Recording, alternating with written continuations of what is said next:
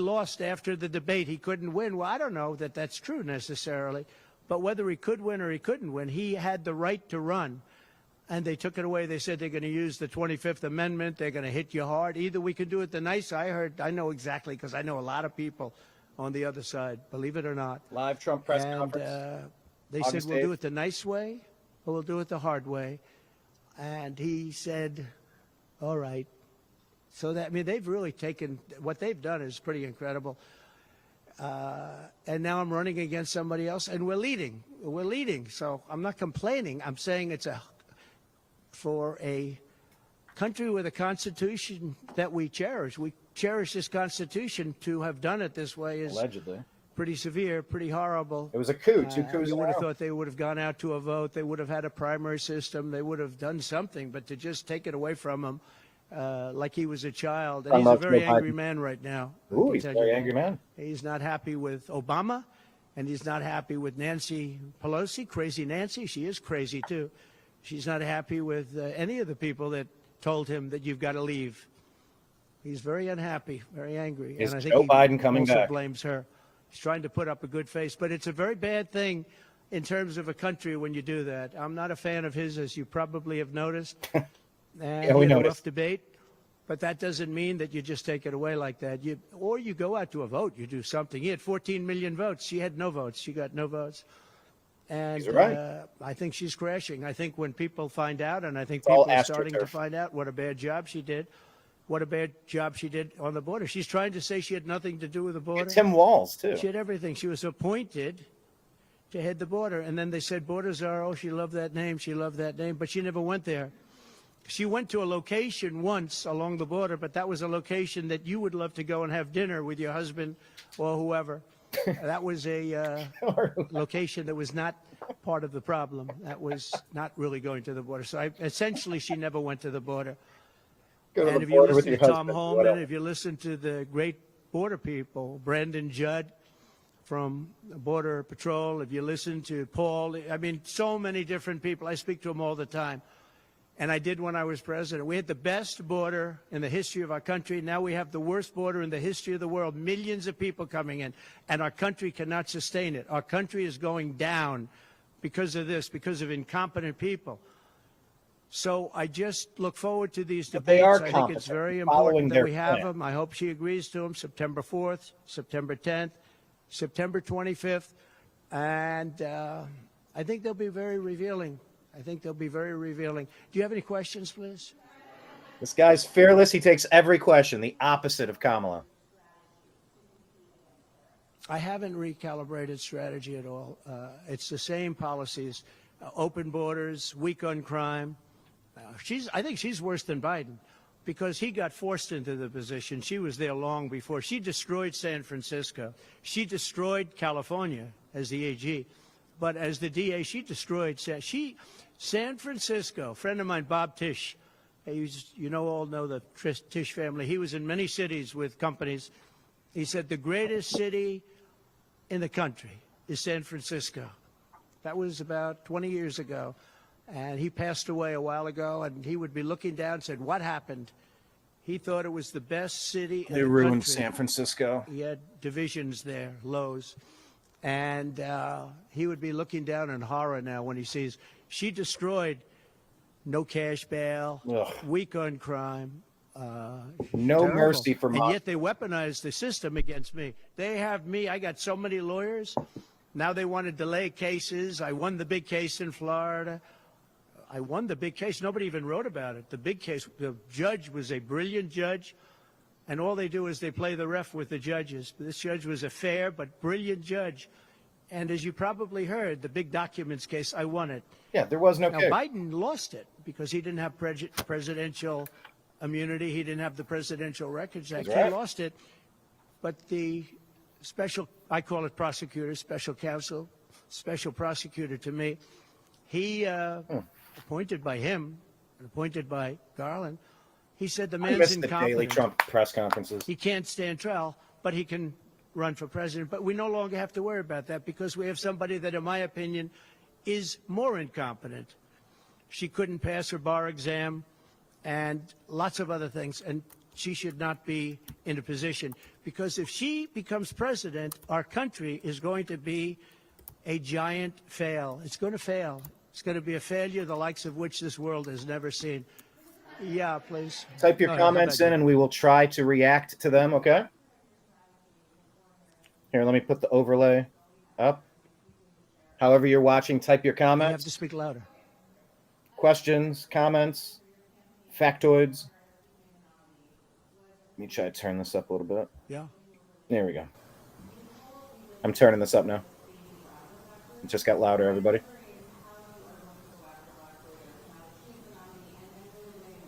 Well, it changes around a little bit. I'm getting other voters. Perhaps, I was doing very well with black voters, and I still am. I seem to be doing very well with black males. Black men. This is according to polls, as you know. It's possible that I won't do as well with black women, but I do seem to be doing very well with other segments, extremely well with Hispanic. Jewish voters way up. White males way up. White males have gone through the roof. White males way up. Now, I don't know. All we're doing is giving you the stats that you have. It could be that I'll be affected somewhat with black females, where we're doing pretty well. And I think ultimately they'll like me better because I'm going to give them security, safety, and jobs. I'm going to give them a good economy. We have a very bad economy right now. We could literally be on the throes of a depression, not recession, a depression. And they can't have that. They can't have that. So I think I'm going to do well with everybody, especially when the facts are right. Yeah, please, in the back. Thanks for watching the New American Media. We're covering this press conference live, showing you the Right Side Broadcasting Network feed. Please leave your comments. We'll try to address them. Well, I don't know. I know Josh Shapiro. He's a terrible guy, and he's not very popular with anybody. He's a terrible guy. That this election maybe is better than Josh Shapiro would have been. But I think other than Josh Shapiro, I think she had some good choices. But Josh Shapiro is not one of them. He's caused a lot of damage with a lot of people. And I don't think he would have been better. I think he would have been maybe the equivalent, maybe not as good. But they had some people that they were looking at that were good, far superior to her. They actually had a story where they had everybody, including, they had like 10 people that she was looking at and her. And they said she was the worst of all. In other words, she was the worst out of the 10 people and her. Walls is such a bad selection. I don't know how that's going to work out. We'd like to do 3 debates. We think we should do 3 debates. We think Fox and ABC. And we also have CBS is going to do the vice presidential debate. So CBS will do vice presidential. And I have to tell you, J.D. Vance has really stepped up. He's doing a fantastic job. I'm going to mop the floor with Walls. This is what a president's supposed to do, is talk to you every day. Man, I miss actual leadership. Oh, give me a break. Listen, I had 107,000 people in New Jersey. You didn't report it. I'm so glad you asked. What did she have yesterday? 2,000 people? If I ever had 2,000 people, you'd say my campaign is finished. It's so dishonest, the press. And here's a great example. I had in Michigan recently 25,000 people, and 25,000 people we just couldn't get them in. We had in Harrisburg 25,000 people, and 20,000 people couldn't get in. We had so many. Nobody ever mentions that. When she gets 1,500 people, and I saw it yesterday on ABC, which they said, oh, the crowd was so big. I have 10 times, 20 times, 30 times the crowd size. And no, they never say the crowd was big. That's why I'm always saying turn around the cameras.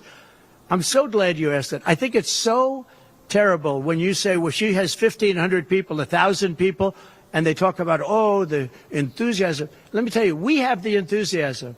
The Republican Party, and me as a candidate, but the Republican Party has the enthusiasm because people want to see crime stopped. They want to see a country that's respected. Think of it. If I were president, you wouldn't have Russia and Ukraine, where it never happened. Zero chance. You wouldn't have had October 7th of Israel. You wouldn't have the horrible withdrawal. And I don't mean the withdrawal, because the withdrawal was fine. I was ready to withdraw from Afghanistan, and we were going to do it with dignity and strength. And we were keeping our equipment. We weren't leaving $85 billion worth of equipment behind. And we wouldn't have had 13 great soldiers. I know the families of those soldiers well. We wouldn't have had these soldiers killed. And we wouldn't have had 45 soldiers obliterated. No legs, no arms, the face. None of that would have happened. And you wouldn't have had inflation. You wouldn't have had any inflation because inflation was caused by their bad energy problems. Now they've gone back to the Trump thing because they need the votes. I don't know if you know, they're drilling now because they had to go back because gasoline was going up to $7, $8, $9 a barrel. So they said, we better do what Trump. But the day after the election, if they won, you're going to have fuel prices go through the roof. Everybody's going to be forced to buy an electric car, which they're not going to do because they don't want that. It's got a great market. It's got a market. It's really a sub-market. People want gasoline-propelled cars. They want hybrids. They want to have everything, and they want electric. But they want everybody to have an electric car. We don't have enough electricity. We couldn't make enough electricity for that. That's the truth. And you know what else? Third generation. The weight of a car, the weight of a truck. They want all trucks to be electric. Little things that a lot of people don't talk about. The weight of a truck is 2.5 times heavier. You would have to rebuild every bridge in this country if you were going to do this ridiculous policy. So, but on crowd size, in history, for any country, nobody's had crowds like I have, and you know that. And when she gets 1,000 people and everybody starts jumping, you know that if I had 1,000 people would say, that's the end of his campaign. I have hundreds of thousands of people. In South Carolina, I had 88,000 people. In Alabama, I had 68,000 people. Nobody says about crowd size with me. But she has 1,000 people or 1,500 people, and they say, oh, the enthusiasm's back. No. The enthusiasm is with me and the Republican Party because they want to stop crime. They want to stop people from pouring into our country from places unknown and from countries unknown, from countries that nobody ever heard of. No way. That's where the enthusiasm is.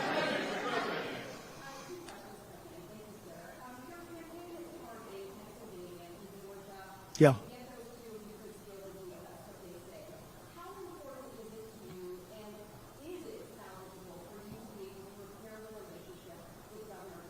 I don't know. I don't know if I can or not. I got him elected. Without me, he wouldn't be governor. I got him elected. Who's that? He was doing terribly. I got him elected. Ronnie D? With that being said, I hope we can repair it. But if we don't, the people are still the people, and they're going to vote. We're leading in Georgia by a lot. We're leading in Pennsylvania by a lot. So, but I don't know. Now, in Pennsylvania, I have great relationships. In Georgia, I do too, but unfortunately not with the governor. I've never understood it. Question, Trump. When you get somebody elected, they're supposed to like you. He's not exactly... for some reason, and you'll have to ask him about that. I'd love to see it get repaired. I think that if we don't win Georgia, Georgia is a big win, is a big state. So I won Alabama by a record. Nobody's ever gotten that many votes. I won South Carolina by a record. You don't win Alabama and South Carolina by records and lose Georgia. It doesn't happen. No, and the people of Georgia understand that. There was tremendous Michigan.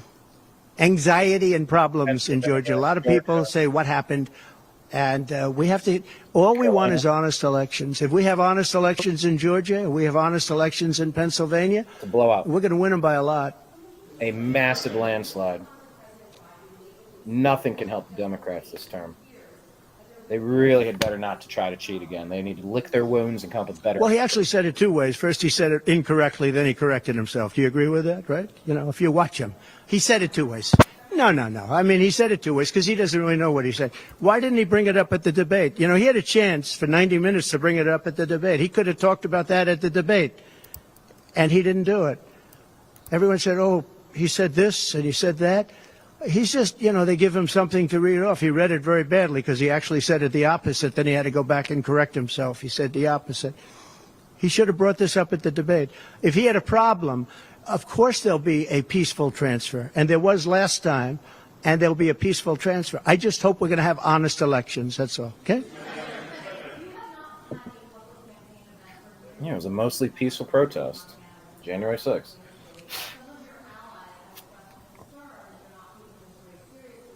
What a stupid question this is. What is the question?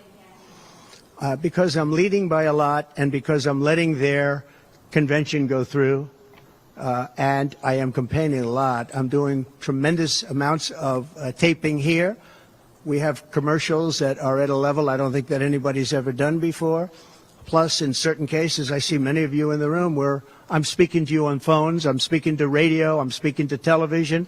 Television's coming over here. Excuse me, what are we doing right now? She's not doing any news conference. You know why she's not doing it? Because she can't do a news conference. She doesn't know how to do a news conference. She's not smart enough to do a news conference. Ooh. And I'm sorry, we need smart people Ooh. to lead this country because our country's Right. never been in this danger before, both economically and from an outside perspective. Russia doesn't respect us anymore. China doesn't respect us anymore. Tim Walley, North Korea, Kim Jong-un China. liked me a lot. He doesn't like this group. China. We are in great danger. We're in great danger of being in World War III. That could happen. No, after their convention, yeah. And I'm going out. Actually, I'm going out to certain places to help certain senators get elected. Not even for me. I'm trying to help when I go out to Wyoming or when I go out to Montana, or I'm going to different places to help people. And I don't have to go there because I'm leading those states, as you know, by 35, 40, 50 points. Nationwide. I'm leading by record numbers. I'm going because I want to help senators and congressmen get elected. Congressmen and women get elected. Yes, please. No, look at PC Yeah, go ahead. Trump. Didn't have that on my The table. upcoming what? Oh, yeah.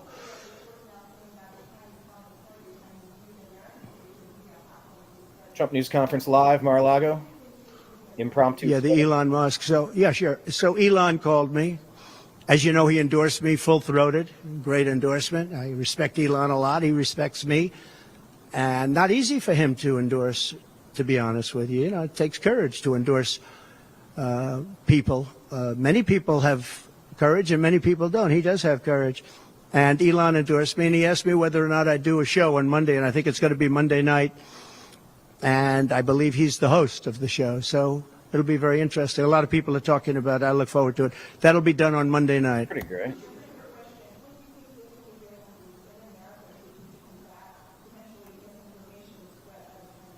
Well, you have a lot of misinformation spread about China, and you have a lot of misinformation spread about a lot of different places. I think I'm going to get along great with China.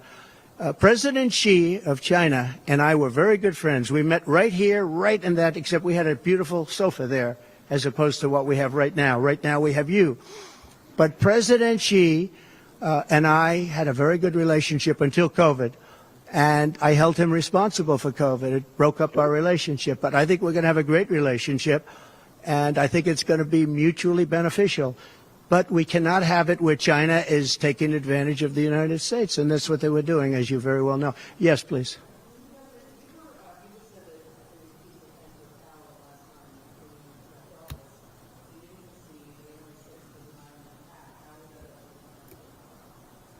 What's your question?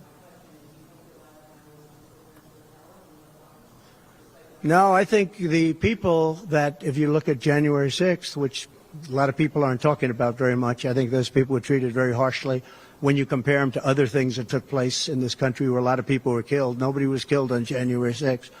But I think that the people of January 6th were treated very unfairly. A few people and they were there to complain, not through me. They were there to complain about an election. And, you know, it's very interesting. The biggest crowd I've ever spoken to, and I said peacefully and patriotically, which nobody wants to say, but I said peacefully and patriotically. The biggest crowd I've ever spoken to, and you've seen, Maggie, I was at the mall. I was at the Washington Monument. I was at the whole thing. I had crowds. I don't know who's ever had a bigger crowd than I have, but I had it many times. The biggest crowd I've ever spoken before was that day. And I'll tell you, it's very hard to find a picture of that crowd. You see the picture of a small number of people relatively going to the Capitol, but you never see the picture of the crowd. The biggest crowd I've ever spoken, I've spoken to the biggest crowds. Nobody's spoken to crowds bigger than me. If you look at Martin Luther King, when he did his speech, his great speech, and you look at ours, same real estate, same everything, same number of people, if not, we had more. And they said he had 1 million people, but I had 25,000 people. But when you look at the exact same picture, and everything's the same because it was the fountains, the whole thing, all the way back from Lincoln to Washington, and you look at it, and you look at the picture of his crowd, my crowd, we actually had more people. They said I had 25,000, and he had 1 million people, and I'm okay with it because I liked Dr. Martin Luther King. Yeah, please. I had it like 700,000, maybe 800,000 on January 6th. Maybe he's talking about his inauguration, though. Of course, there's pictures early in the day, midday, peak. Yeah, after. Sure. We have a Constitution. It's a very important document, and we live by it. She has no votes, and I'm very happy to run against her. I'm not complaining from that standpoint. And I hate to be defending him, but he did not want to leave. He wanted to see if he could win. They said, you're not going to win after the debate. They said, you're not going to win. You can't win. You're out. And at first they said it nicely, and he wasn't leaving. And then you know it better than anybody. Wait a minute. So when you think about it, they said at first they were going to go out to another vote. They were going to go through a primary system, a quick primary system, which it would have to be. So weird. And then it all disappeared, and they just picked a person that was the first out. She was the first loser. Okay, so we call her the first loser. She was the first loser when during the primary system, during the Democrat primary system. Yeah. She was the first one to quit, and she quit. Tulsi. She had no votes, no support, and she was a bad debater, by the way, very bad debater. Mm-hmm. And Still is. That's not the thing I'm looking forward to, but she was a bad debater. She did obviously a bad job. She never made it to Iowa. Then for some reason, and I know he regrets it, you do too, he picked her, and she turned on him too. She was working with the people that wanted him out. But the fact that you can get no votes, lose in the primary system, in other words, you had 14 or 15 people, they robbed she was the first one out, of a chance and that you can then be picked to run for president, it seems to me actually unconstitutional. Perhaps it's not. Please.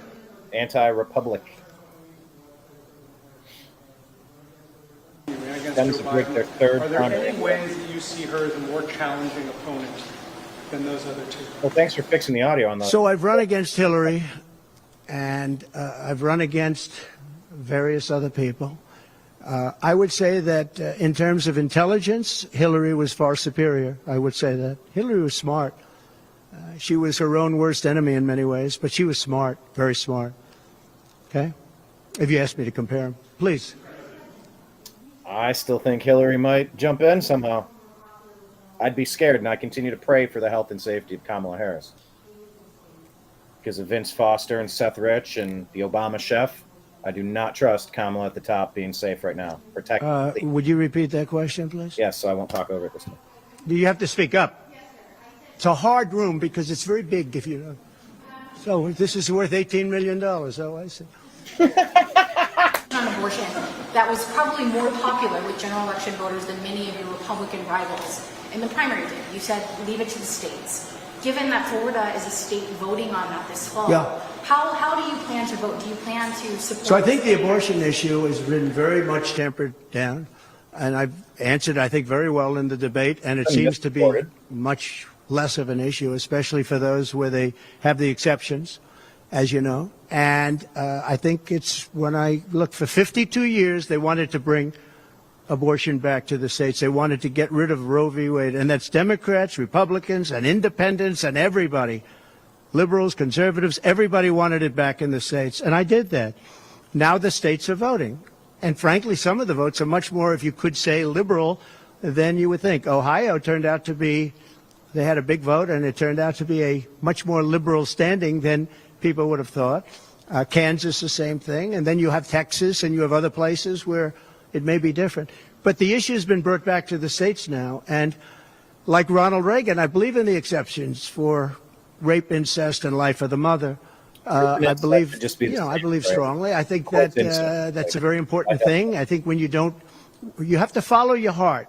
But when you don't believe in the exceptions, I think it's much tougher. It's a much tougher issue. But about 82% of Republicans do believe in exceptions. I think and a lot of them are changing their mind and coming even further. I think that abortion has become much less of an issue. It's a very small, I think it's actually going to be a very small issue. What I've done is I've done what every Democrat and every every Republican wanted to have done, and we brought that issue back to the states. And now the states are voting on it. And frankly, some of the votes are a lot different than people would have thought. But it's the vote of the people is taking care of it.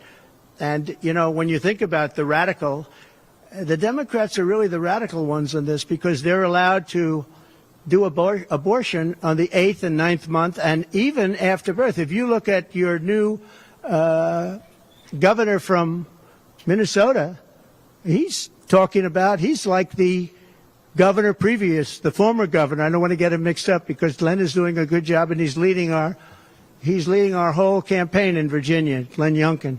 But previous to Glenn, the governor, he said the baby will be born, we will put the baby aside and we will decide with the mother what we're going to do. In other words, whether or not we're going to kill the baby. The Minnesota gentleman, this guy agrees with that.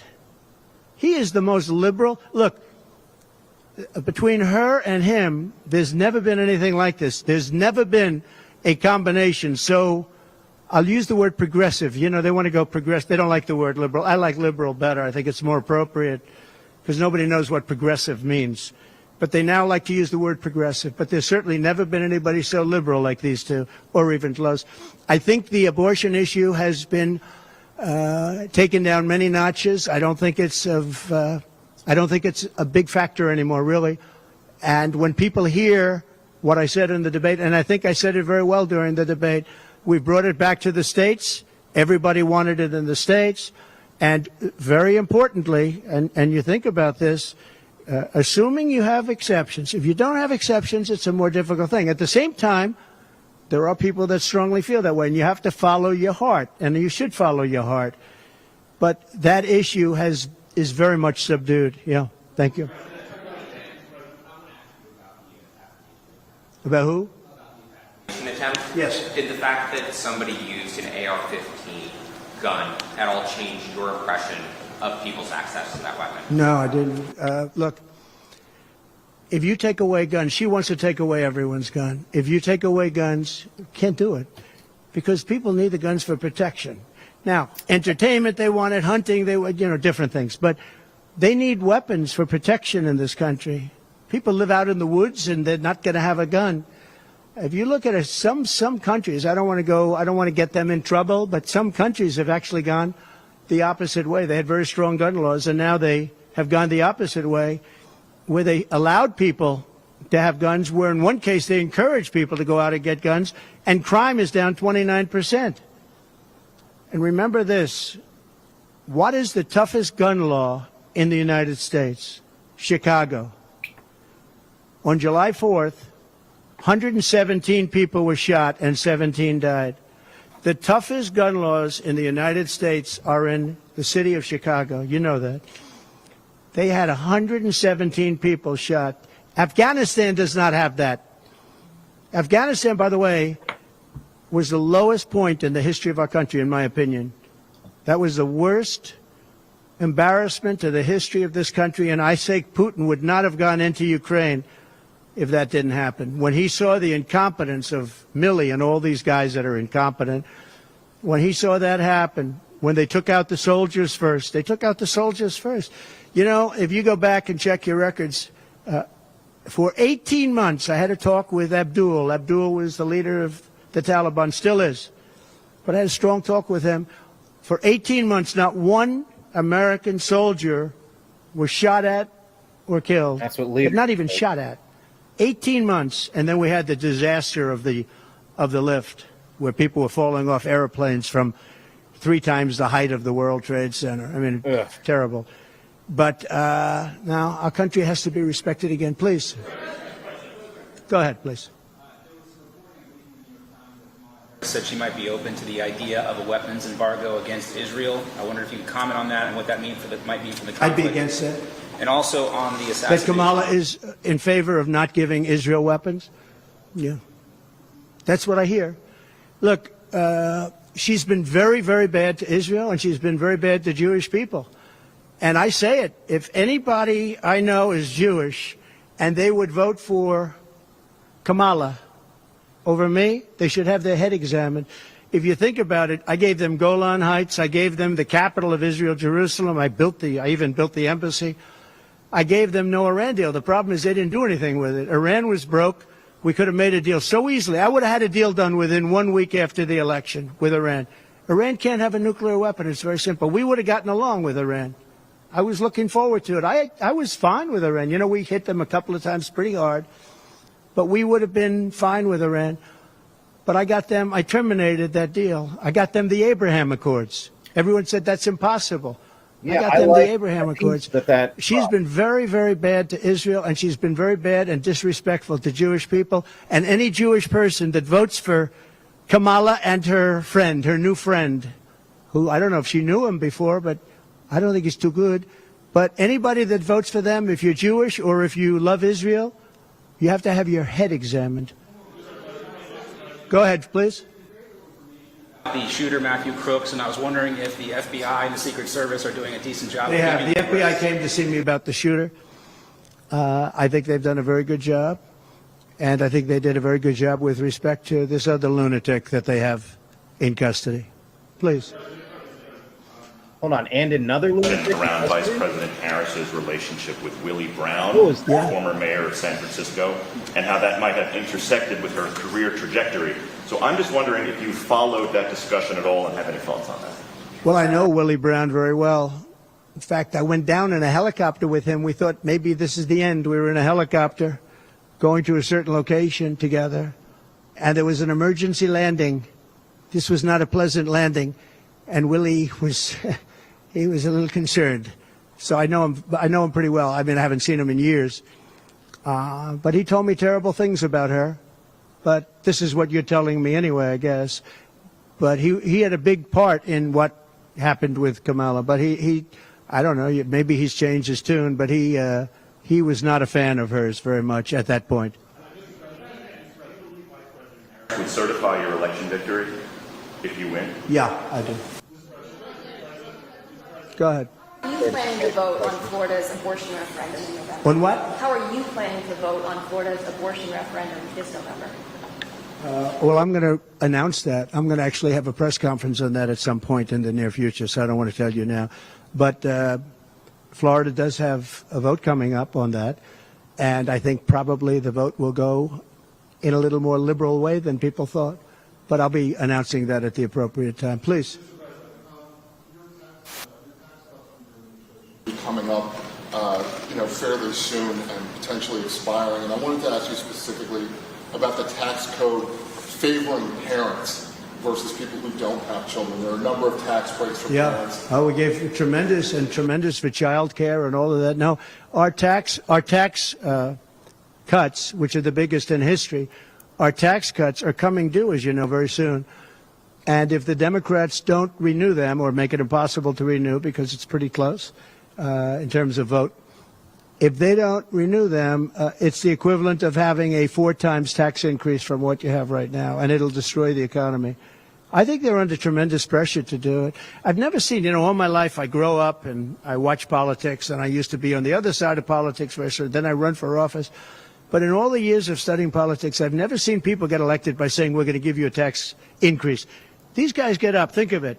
We're going to give you no security. We're going to give you a weak military. We're going to give you no walls, no borders, no anything. All these things they're doing. I mean, the transgender became such a big thing. But they do all of these things, but they always say, we're going to give you a tax increase. I never heard anybody campaign on a tax increase. Because it's not A politician has always said, I will cut taxes. I'll give you one example. Social Security. They're going to destroy Social Security.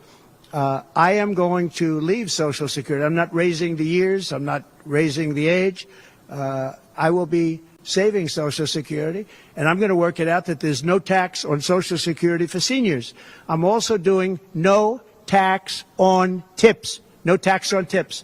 So waiters, waitresses, caddies, people that drive cars, people that get tips who have been harassed by this government, we're going to have no tax on tips. That's a big thing. Yeah.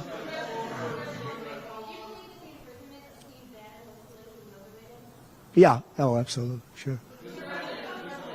Because other people have done far bigger things than Steve Bannon, sure. It's politically motivated. I think it's a horrible thing they did. Look, they've weaponized government against me. Look at the Florida case. It was a totally weaponized case. All of these cases, by the way, the New York cases are totally controlled out of the Department of Justice. They sent their top person to the various places. They went to the AG's office, got that one going. Then he went to the DA's office, got that one going, ran through it. No, this is all politics, and it's a disgrace. Never happened in this country. It's very common that it happens, but not in our country. It happens in banana republics and third world countries, and that's what we're becoming. Yeah. We have no borders. We have bad voting regulations. Anytime you have mail-in ballots, you're going to have problems. France learned that lesson. You know, France had all mail-in voting, and they went back to paper ballots, voter identification, voter ID. They went back to a normal system, one-day voting. They don't want to be around, voting for 64 days. And look, the election, I keep talking about November 5th, but the election really starts on September 6th. That's when it starts because it's early voting. Shit. We should have one-day voting. We should have paper ballots. We should have voter ID, and we should have proof of citizenship. Please. Yeah. Please. No, the gentleman in back. For who? You're going to have to talk louder, sir.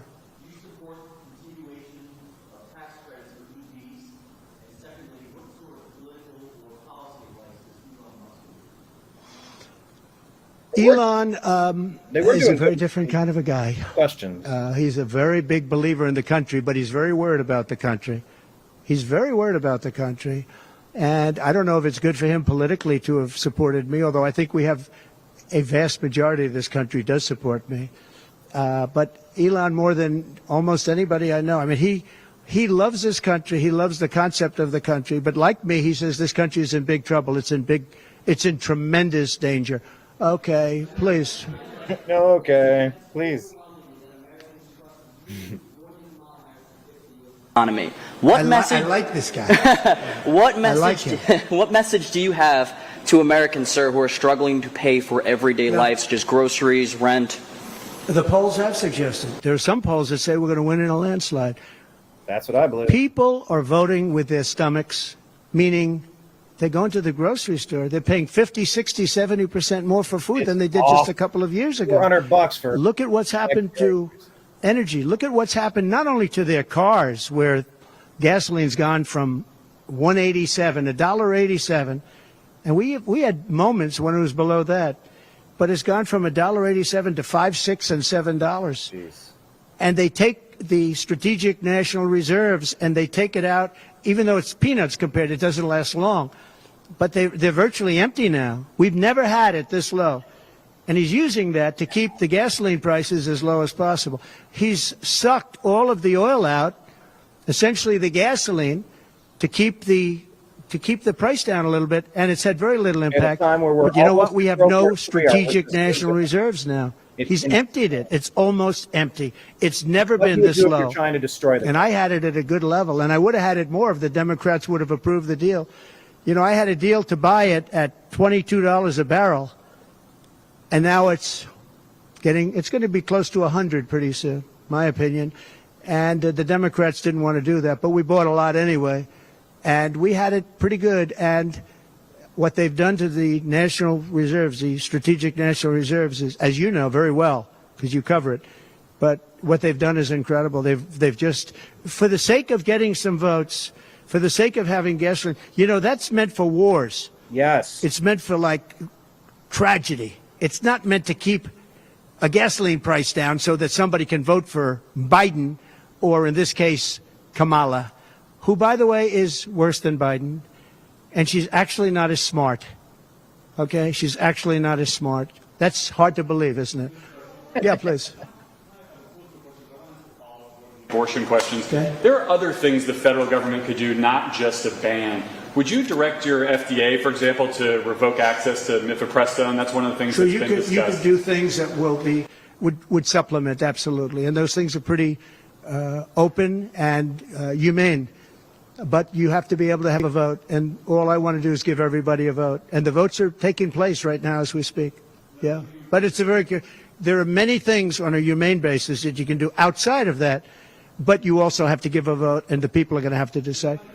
Okay, yes, please. You. President Biden? I miss President. I know you said you think you're very. No, I think she's actually not as smart as he is. Well, you said you think you're very. I don't think he's very smart either. But I know I'm not a big fan of his brain, but I think that she's actually not as smart as he is. I'm not a fan of his brain. In the polls, it's becoming a more competitive race since she's taken over for Biden. She's a woman. She represents certain groups of people, but I will say this. When people find out about her, I think she'll be much less. And I see it right now. I see her going way down to the polls now. Now that people are finding out that she destroyed San Francisco, right. She destroyed the state of California along with Governor Gavin Newsom. He's been a terrible governor, terrible. But they did it together. And she was early. I mean, she was the first of the prosecutors, really. You know, now you see Philadelphia, you see Los Angeles, you see New York, you see various people that are very bad. But she was the first of the bad prosecutors. She was early. Who? Will your White House do daily press briefings? Will you commit to that? Would you repeat that, please? Your White House. No, you. Would you repeat her, what she said? You have to speak up. This room is very... When you're elected, will you commit to your White House doing daily press briefings? Do you hear her? A daily press briefing? Why would I do that? I would give you all the press briefings you want. Look what I'm doing here. But why would I do a daily press? You'd get tired of me very fast. No, but I will give you total access, and you'll have a lot of press briefings, and you'll have from me. Now, are you talking about from me or from a press secretary? Well, yeah, probably they'll do something. If it's not daily, it's going to be a lot. You'll have more than you want. Yeah, please.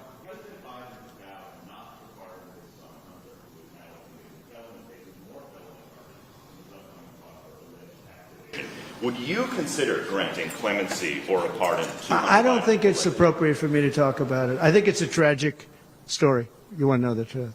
And I felt that with Hillary Clinton, too. You know, with Hillary Clinton, I could have done things to her that would have made your head spin. I thought it was a very bad thing. Take the wife of a president of the United States and put her in jail. And then I see the way they treat me. That's the way it goes. But I was very protective of her. Nobody would understand that, but I was. I think my people understand it. They used to say, lock her up, and I'd say, just relax, please. We won the election. I think it would be I think it would have been horrible for our country and we had her between the hammering of all of the files. And don't forget, she got a subpoena from the United States Congress. And then, after getting the subpoena, she destroyed everything that she was supposed to get. I thought it was so bad to take her and put her in jail, the wife of a president of the United States, and then when it's my turn, nobody thinks that way. I thought it was a very terrible thing. And she did a lot of very bad things. I'll tell you what, she was pretty evil. But in terms of the country and in terms of unifying the country, bringing it back, to have taken her and to have put her in jail, and I think you know the things as well as I do. There were some pretty bad acts that she did.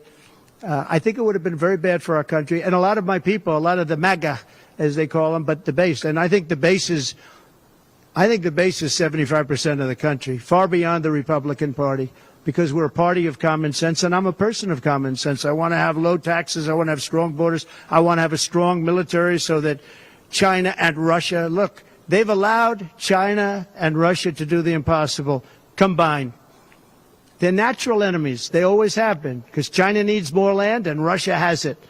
They've always been natural enemies, and because of Obama, it started with him, and then Biden, because he didn't know what the hell he was doing, they've now become one force. And then now they're adding Iran to it, and they're adding North Korea to it. Pretty powerful force. This is something that is unthinkable that they allowed to happen. On this, you're saying today you're not going to change your campaign strategy. You're going to keep going with the issues. But what if this so-called honeymoon period doesn't end? And It's going to end. Break away from The honeymoon period's going to end. Look, she's got a little period. She's got a convention coming up. It's about policy. It's not about her. I think she's incompetent. because I've watched her. She destroyed California. She destroyed San Francisco. Everything she's touched has turned to bad things. I'm not going to use foul language, but everything she's touched has turned bad. She's incompetent. The reason she's not doing what I do, and she's not doing what she should be doing, she won't even do interviews with friendly people because she can't do better than Biden. Now, he had a reason for not doing well, and he was never, 25 years ago, the sharpest or brightest bulb in the ceiling. That I can tell you, okay? He wasn't. But he could do interviews at least. Not lately, he couldn't, perhaps. But she should be doing interviews. She doesn't want to do interviews. And the reason she doesn't is, number one, her policies are so bad.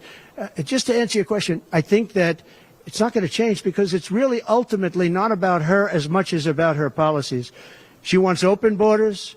She wants to defund the police. She wants to defund the police. She wants to take away your guns. Watching the Trump. Anybody that thinks they're not going to come after your guns, you know, when I was president, Mar-a-Lago. I totally protected the guns. And I think it's very important. And I know I take some heat sometimes for it, but you have to have safety. You have to have, when the bad guy walks in with a gun, you got to have some way of protecting yourself. And boy, that would be, you would see crime go up at levels that you've never seen. When people say on this side of the house, guns back. This house has guns, we will use the guns, they say, let's pass. We'll go someplace else. You have to have them. And for 4 years, and you know, as you know, the NRA endorsed me very powerfully every time I ran, every time. My sons are members, and I guess indirectly I'm a member too. But they gave me the strongest of endorsements, and that's against very strong competition. People that felt the same way. No, you have to have that right. Our Second Amendment is a very important right, and it has to be protected. And the Democrats are trying to take it from you. Okay, how about you? Go ahead. Hello, Blake. Yeah.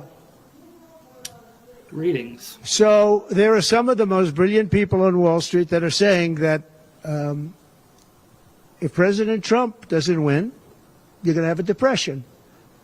I happen to agree. I think that's true. Because I know how bad these people are. You know, they like to say that they did this and that. You saw the $7 trillion that they said it was me for $7 trillion. It wasn't me. It was them. They said that I had inflation. They took over 9% inflation. No, I had 1% inflation. I had actually no inflation because if you look at the categories, we had just about no inflation. But I had a very minor, I actually had a positive inflation. It was a perfect number because you don't want zero. I mean, I'm not going to give you a whole course on economics, but you don't want zero. 1%, 1.4% is great. You want a little bit because you don't want to have deflation. Deflation is in many ways even worse. I had a perfect number right around the 1% number. It was perfect. And to show you, it stayed there for 2 years. And then he did all of the different borrowings that he did. And then he did so many things wrong. Every time he would do it, I'd say, big mistake. And don't forget, they sell hats and they sell stories. Trump was right about everything. I have been right about a lot. Yes, Maggie.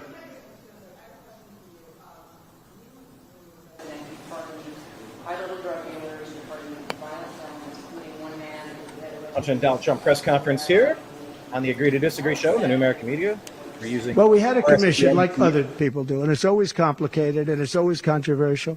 And we had commissions that, and I think of respected people, you know, many of the people on the commission, and they would recommend to me certain pardons for certain people. Some people were treated very harshly. Ross. A fantastic woman, as you know, she served 24 years for being on a phone call having to do with drugs. You know who I'm talking about. She was great. And she had another 24 years to go. And it was largely about marijuana, which in many cases is now legalized, okay? But we had many very highly regarded people on a commission, and they'd recommend, and they'd put a reason why. Some people were, served time, but they served a lot of time for something that today people wouldn't even serve time by. Well, for the most part, I think they did. I mean, they did. They go through. They went through. I had a commission. It was a very important commission to me, and highly respected people. And frankly, they came up with some decisions that I wouldn't necessarily agree with, but I did it. But I let a lot of people out that that had no representation. I went to people in jails, in prison that we respected. I said, how many of these people should be let out? We let out large groups of low-income people that were serving like 40 years for something that today you wouldn't even be put in jail for. We had very few people let out because I said I really don't want to let people out where they had a lot of violence, where they had killing, et cetera, et cetera. And for the most part, we didn't do that. Yeah, please. Yeah, you can't release monsters back into general population. Democrats Or the always do. say, or the Fed on issues like the interest rate, and do you think that you On can manage, defense? or the Federal Reserve? And do you think that Federal you can Reserve. manage a soft landing in the economy Private given Federal with Reserve. the current leadership in place? Right. Well, look, the Federal Reserve is a very interesting thing. Yeah, It's sort of gotten it wrong a lot, and he's tending to be a little bit late on things. He gets a little bit too early and a little bit too late. And, you know, that's very largely it's a gut feeling. I believe it's really a gut feeling. And I used to have it out with him. I had it out with him a couple of times very strongly. I fought him very hard. And, you know, we get along fine. We get along fine. But I feel that the president should have at least say in there. Yeah, I feel that strongly. I think that in my case, I made a lot of money. I was very successful. And I think I have a better instinct than, in many cases, people that would be on the Federal Reserve or the chairman. Yeah. Earlier, President Trump, I believe he said they have a second gunman in custody. Harris supports rescheduling Trying to marijuana unpack what that and means. also says that no one should go to prison for a marijuana offense. Do you agree with those positions? Well, as we legalize it, I start to agree a lot more because, you know, it's being legalized all over the country. Florida has something coming up. I'll be making a statement about that fairly soon. But as we legalize it throughout the country, whether that's a good thing or a bad thing, it's awfully hard to have people all over the jails that are in jail right now for something that's legal. So I think, obviously, there's a lot of sentiment to doing that. Yeah, please. On the custody point. Harris's father is Jamaican-American, and she went to a historically black college. How is she only recently deciding to be black? Well, you'll have to ask her that question because she's the one that said it. I didn't say it. In custody. So you'll have to ask her, and I very much appreciate that question, but you'll have to ask her. But I've known her for a long time. I actually contributed to her campaign a long time ago because I was a developer. I contributed to lots of campaigns of Democrats, Republicans, and some were liberal and some were conservative. But you'll have to ask her about that. But to me, it doesn't matter. But to her, from her standpoint, I think it's very disrespectful to both, really. Whether it's Indian or black, I think it's very disrespectful to both. To me, it doesn't matter. Also saying please, there was an redress. Iranian national, a Pakistani arrested. Is your Trump ear fully assassination plot. recovered? Is there a Maybe scar? that's what he Do you referenced. have any hearing damage from that? Pretty much recovered, yeah. I'm a fast healer. It's a hell of a shot, but I'm a fast healer. Yeah, pretty much recovered. No, it didn't hit that. I got very lucky. Mr. President? It just hit the lobe, as they call it. Or John Fugel saying Yeah, this. a little bit, not much. On Mr. top, President, I want to ask you about your mass. on immigration. a little bit. It's an immigration question. You've been running on the idea of mass deportations. You say the biggest in American history is basically what you Yeah. want.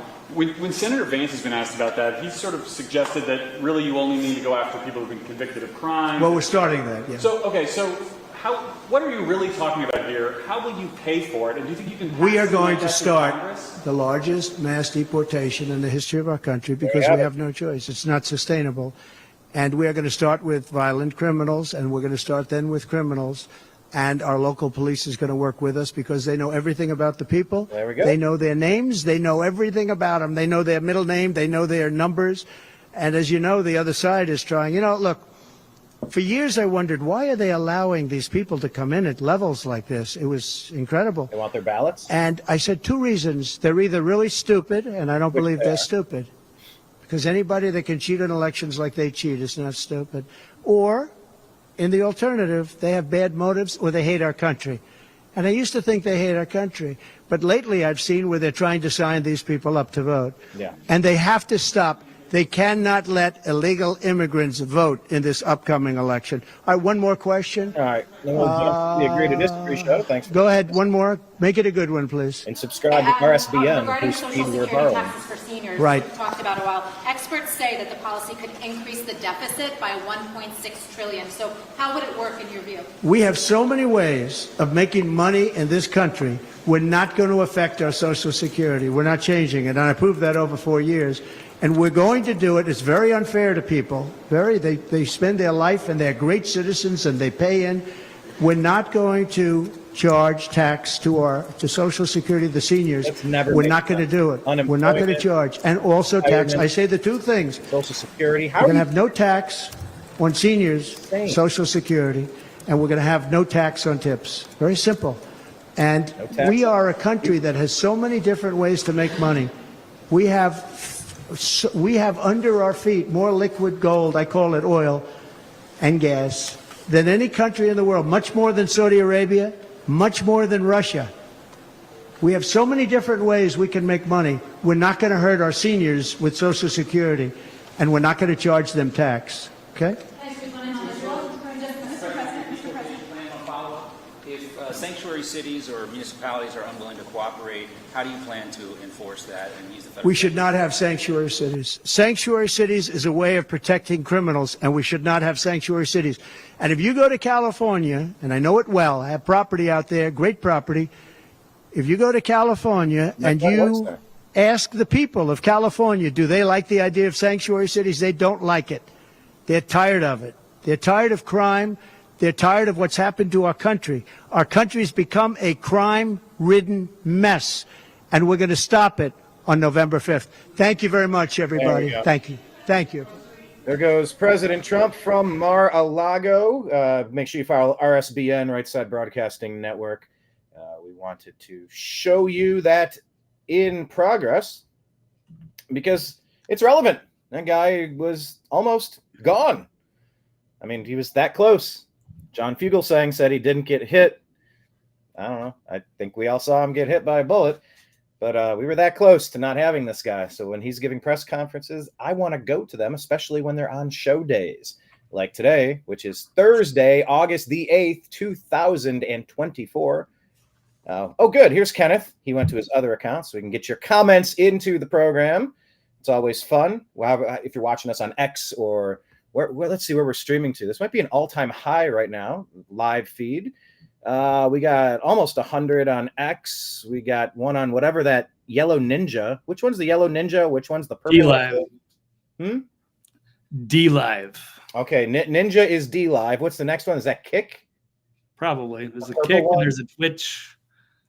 And there's a Twitch. Yeah, we're trying to stream everywhere that we can. I don't know, but however you're watching this YouTube channel, right? Because they gave me a strike for medical misinformation. That's so weird because knock on wood, but ours didn't get that. I don't even know what you said. I'm like, Blake, what did you say? You didn't reply. So either you don't know or you didn't respond. I sent you the video, dude, in Telegram. Did you? Yeah. And I posted it on Twitter. I didn't tag you on it because I didn't know if you wanted to be tagged on it, but I can show you what I wrote. Well, you just put it in the private chat. Let me take a look at that, please. But yes, however, I'm not you guys gonna run it. No, it's fine. I won't run it just because of what it says. But just you never know because I don't want to get your channel get a strike too. Yeah, we don't need any of that. Right. I know we're on borrowed time. all of these accounts that we have. Okay, I did see. Yeah, was this the one about? Hang on. Yeah, I said I was going to go live today, but not on my YouTube channel. Why? Because the Fed-infested fascists at Team YouTube gave me another strike for medical misinformation. So I didn't want to tag you on that, Brian. But anyway. For reading someone else's post. Yeah, when we were talking about the experimental jabs, that there was an incentive for people in Minnesota to go get the jabs. Yeah, I saw that. And he gave out $200. Yeah, but what in the world wasn't that factual? Well, what I read it off the tweet directly. It wasn't really my words, even though I did say it, and it was inflammatory, I guess you could say, because it uses certain buzzwords that they don't like, experimental or, dangerous, and people, please check the cdc.gov, don't take my word for it or this And WHO.int and CDC.gov/vaccines, specifically regarding vaccine-related medical claims and political implications thereof. We run that ticker at the bottom of the screen every effing show as a countervailing view so that Blake the Living Legend can talk about Camp Walley. Yep. Yeah, my friend Jen mentioned Camp Walley. She goes, oh, is that where, because you've mentioned the island before where you take all the elites and you send them to that island? So you got like Pedo Island, you got Elite Island, you have Brainwash Island, Camp Walley Island. I think Camp Walley could be a thing. Maybe we could combine all of the floating trash and start building an island on trash, kind of like Burke Lakefront Airport next to the Cleveland Municipal Stadium. I'm sorry, Cleveland Browns Stadium now. Well, I just want to take the elites in the deep state in a peaceful way and just like the Truman Show, just make them stars of their own like prison reality show. So they could entertain us rather than just, locking them away or, harsh punishment, stuff like that. But, it's debatable. I'm trying to find a peaceful solution to an impossible problem, Brian. That's one of Blake's favorite type. You got to get back to writing, Blake. Just one page a day with 100 characters. Give us something. Knock us out 4 paragraphs. The mind of Walley. I'd rather get on the air, though. It's a lot easier for me to just say this. It would take me probably 2 or 3 times longer to write what I could just easily come up here and just say. So what we're going to say today, watch it. It's a video. People want to watch videos these days. Well, what we're going to say today is we're going to go over these topics. We're going to ask if Tim Walz, is it Walz or Waltz? Like the dance. I don't see a T in his name, but I'm hearing people describe him as Waltz. Like you're doing a waltz. I don't know how you do a waltz. I think your hips. I mean, if I didn't hear it pronounced, that's probably how I would have said it, even though, I don't live in Minnesota. I'm from there, but I don't really pay much attention to the politics there. But, I would have thought it was Waltz, but I keep hearing it as Walls. So. Okay, well. I think he's gone. I think 48 hours he has been completely destroyed. Yeah, but how did they not... Anyway, we'll get into it, but how did they not look at his record and go, this guy cannot possibly last? Unless, I think there's some effery afoot. I definitely think something's going to happen in Chicago. I do not think this is going to be your ticket. I just don't. Anyway. Fuckery, right. Okay. I tried to be polite, Blake. Right. I tried to not drop an F-bomb after dropping dangerous experimental bombs. Yes. Anyway, we're going to talk about Tim Walz. Should he be disqualified from the vice presidency? Also, I've heard that Barack Hussein Obama might try to install himself as vice president because you can't be a president for 2 terms, but can't you be vice president? I say no, because the job of vice president is to jump in and assume the role of president, which you can't do because he did twice. But I keep hearing that weird little rumor. Anyway, we'll talk about that. Also, should Tim Walz be fined and imprisoned for stolen valor? That's on today's docket. Also, do the media lie about Kamala's audience in Wisconsin? Oh, no way. From the gaslight administration of AstroTurf clowns? I would not. Oh, I'm getting a little verklempt. I would have never thought they'd lie. Right. Of course they did. Also, we're going to ask, did the deep state, are they going to allow a peaceful transfer of power? You remember what Jamie Raskin said. Of course, we're going to talk about that. Also, Georgia officials, are they involved in massive election fraud? Finally, GARM. Okay, this one made my day. I think on Tuesday's show, I was really excited. Like, wow, we got a win. I forget what the topic was, but it was a big win. Google getting yes, Google lawsuit. And now GARM. All the stupid words, all the stupid fake words that start with G are getting annihilated, destroyed. What starts with a G? That means destruction. Gerrymandered. Yeah, getting sliced up, getting gerrymandered. All right, that's on that one, but I don't know many G adjectives there. But GARM dissolving is a huge win. We're going to talk about that and more. Thank you for joining us on today's program. Make sure you follow Blake the Snake Roberts. You can find him over at these following locations: TV's Blake Walley on X, thenextlevelnews.com, and you can donate to independent journalism by going on Cash App, $Blake W. 99. Have you ever been called Blake the Snake, Blake? Yes, actually I have. Been a long time, but yes, it's happened before. All right. Well, here's today's episode of the Agree to Disagree show on the New American Media. Follow us in all the places, including at American_media_ on X and Rumble. the New American Media. Here we go.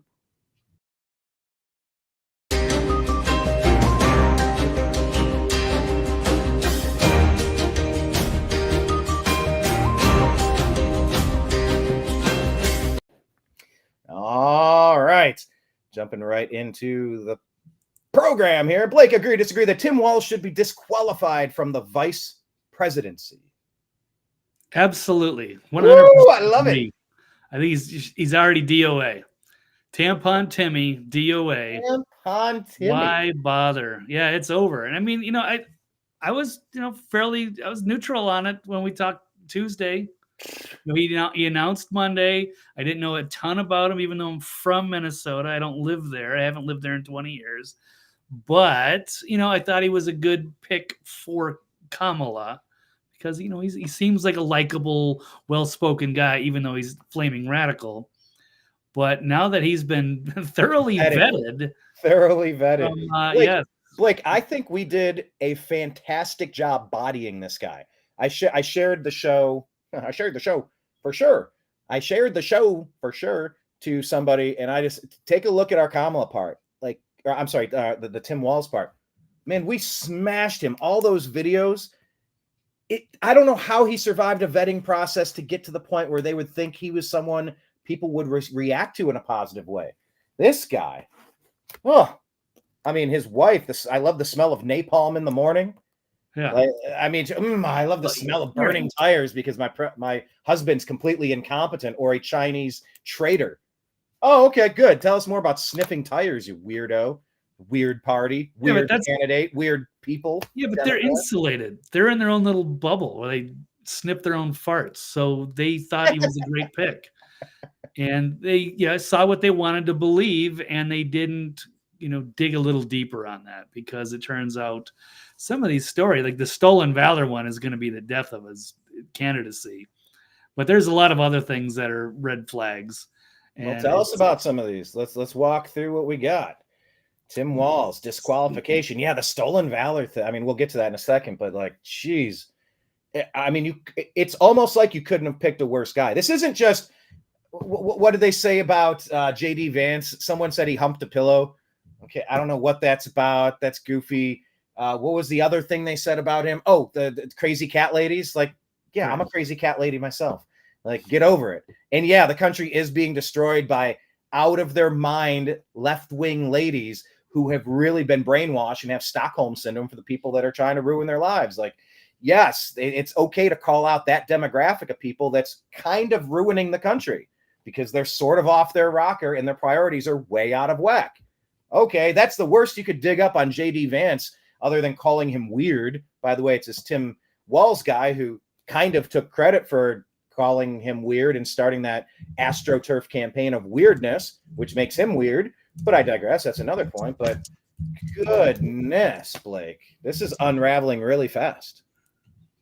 Yeah, absolutely. It's good to see, just the power, I guess, of the independent and alternative media who really did an outstanding job, and Fox and everybody else. So, but it was interesting what we can do working together on these things that sometimes they overlook. So I don't know who picked him exactly.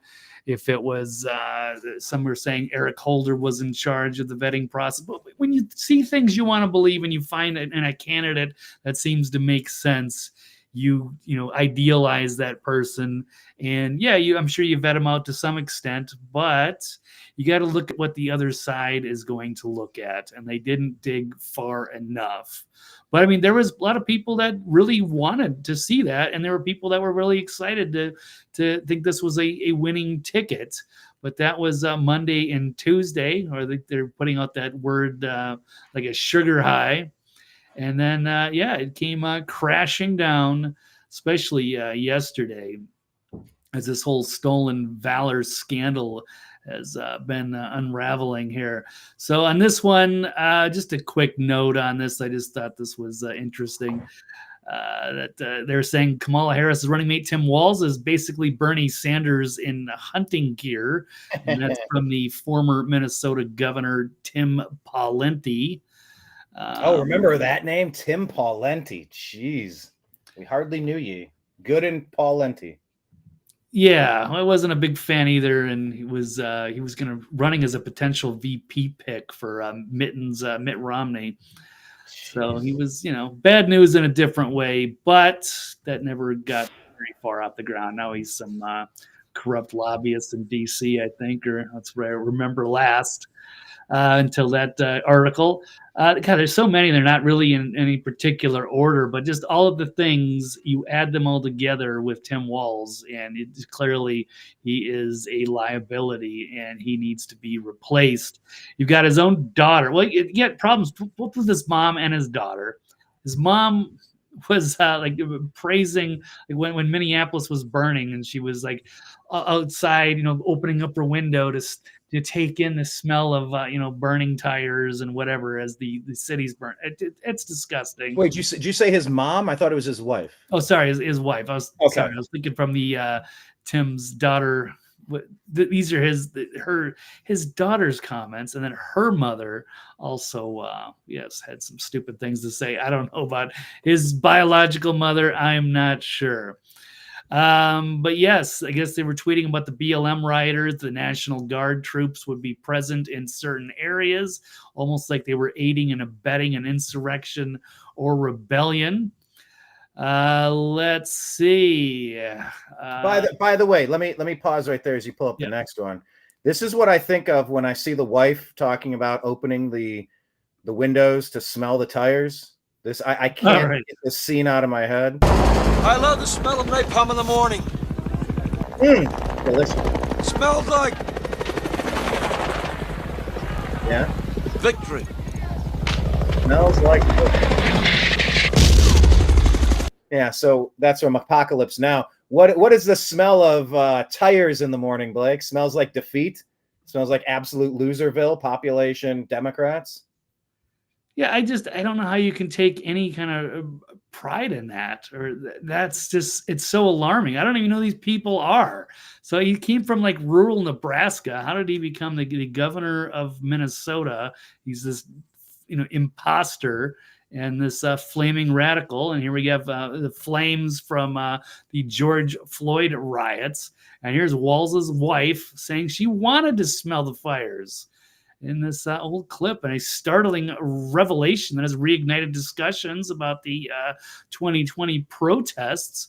Gwen Walz has admitted to keeping her windows open so she could smell the burning tires during the riots. What a weirdo. They're such a weird party. Blake, I'm having a lot of fun calling them weird because they are so weird.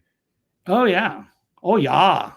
You betcha. I would say those first days, when there were riots, I could smell the burning tires. And that was a very real thing. And I kept the windows open for as long as I could because I felt like that was such a touchstone of what was happening. Oh my God. So without going into the whole mess, and you have a horrible, let's just say a racist white cop. The optics are horrible, and it looks like. Hold on. We didn't have that. Right. We had a guy overdose. He had a. Well, I know, but we're not going into that. Just even disregarding that because I agree with you, Brian, but no leftist watching this is going to go with that. Right. But just even then on principle, you just say this is an isolated incident. Let's just say it was a crazy, racist, shitty white cop murdering a black man in the street who was a convicted criminal, by the way. I still see no reason for everybody to go into an uproar. Yeah, go after the cop, but don't destroy the whole, Minneapolis Police Department. And then to have all of these riots break out over the country, this emotional, reactionary, just insanity. I never understood that. It was fueled by the Democrats. Kamala Harris promoting people to donate to the Minnesota Freedom Fund. They wanted to bail out the violent looters and rioters, the domestic terrorists, because they thought that it could paint Donald Trump in a negative light, which could help them win an election. Democrats, there is no limit to what Republicans will risk and put on the line to try to save their country. And just as there is no limit to what Democrats are willing to destroy to retain power. It is such a clear choice. Anybody standing up that's, excuse me, libertarian, Republican, conservative. They are risking everything. Democrats are willing to destroy everything in the pursuit of power. It could not be more crystal clear who works against you and who works for you. Look at every one of these blue cities that would not bring in the National Guard troops. You got one job. You have one job, Walls. One job as governor. It's to just kind of keep an eye on things. And in case something gets out of hand, send in the reinforcements, call in the troops, help out when an emergency occurs. There was your emergency. You were busy sniffing your own farts. I'm sorry, sniffing the tires, getting high off your own supply. You were orchestrating this while Kamala was encouraging people to pay to bail them out so that they could create more havoc. You saw it from Kenosha to Minneapolis. You saw it all across the damn country in the summer of love because they thought it would hurt President Trump. The wall-to-wall coverage of the coronavirus, blaming Trump for something unleashed in China, was all because they thought it would hurt President Trump in the polls. They don't give a shit what burns. The Democrats don't. They don't care who's killed. They don't care what infrastructure is destroyed, never to return. And then they'll complain, oh, there's a food desert. Oh, we don't have investment in certain neighborhoods. You know why? Because you burn the stores down. You know why people are fleeing your city? It's because you can't keep them safe, and you dump the violent people right back on the same streets that they were arrested on. That's why you have to flood the country with illegals to bring them to these blue cities, because the good Americans moved away and you need someone to harvest ballots from. It's insanity. But I'm glad it's on full display because now we know who Walls and Harris and the Minnesota Freedom Fund and that entire Democrat Party, we know exactly what they're about. They will destroy anything to try to retain power. But they are universally loathed. The people hate them. Not a single delegate was cast for Kamala Harris 4 years ago or this year. Third straight Democratic primary that they have rigged against Bernie Sanders in favor of Biden, and now for Harris. But by the way, we're starting to hear rumors that Joe Biden's not happy about what happened, and he might not actually be stepping down, Blake. Have you heard that one? Repeat that last line again while I was distracted there. About Joe Biden possibly not. I don't know about Trump that. was talking about it during that press conference before you joined. So we heard the rumors, and then Trump was out there pushing it one more time, going, he's not happy about this, and don't be surprised if he doesn't pull a trick or something. I forget exactly how Trump just worded it, but the word is he might show up at the convention and say, no, I'm still your guy with all of the delegates. He's not happy about the coup that was waged against him. When they politely asked him to step aside, then they said, we can do this the easy way or the hard way. We'll 25th you. We staged a coup in 2020. You don't think we'll do it again? We're the party of coups. We're the Democrats. Yeah, I mean, I could see him thinking that, but I don't think the base is. I think a lot of them secretly were hoping that he would step aside.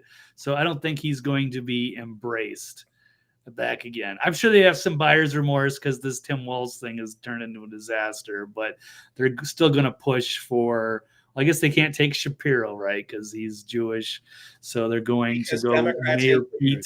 That's the underlying story of this election, as the Middle East is set to be completely annihilated by Iran, whom Obama and Harris and Biden have funded. So they're kind of getting what they want. They want to erase Israel. That's what the squad is about. That's what Obama, Harris, Biden, that's what they're about. They're freezing up aid packages. They want that place turned into a glass factory. And they might get it. We thought yesterday Iran might attack. Maybe it's today. Maybe it'll be tomorrow. But it seems imminent. They're telling airlines to stay out of that airspace. Israel's a very tiny spot, and they were funded by the Democrats. So, yeah, it's weird.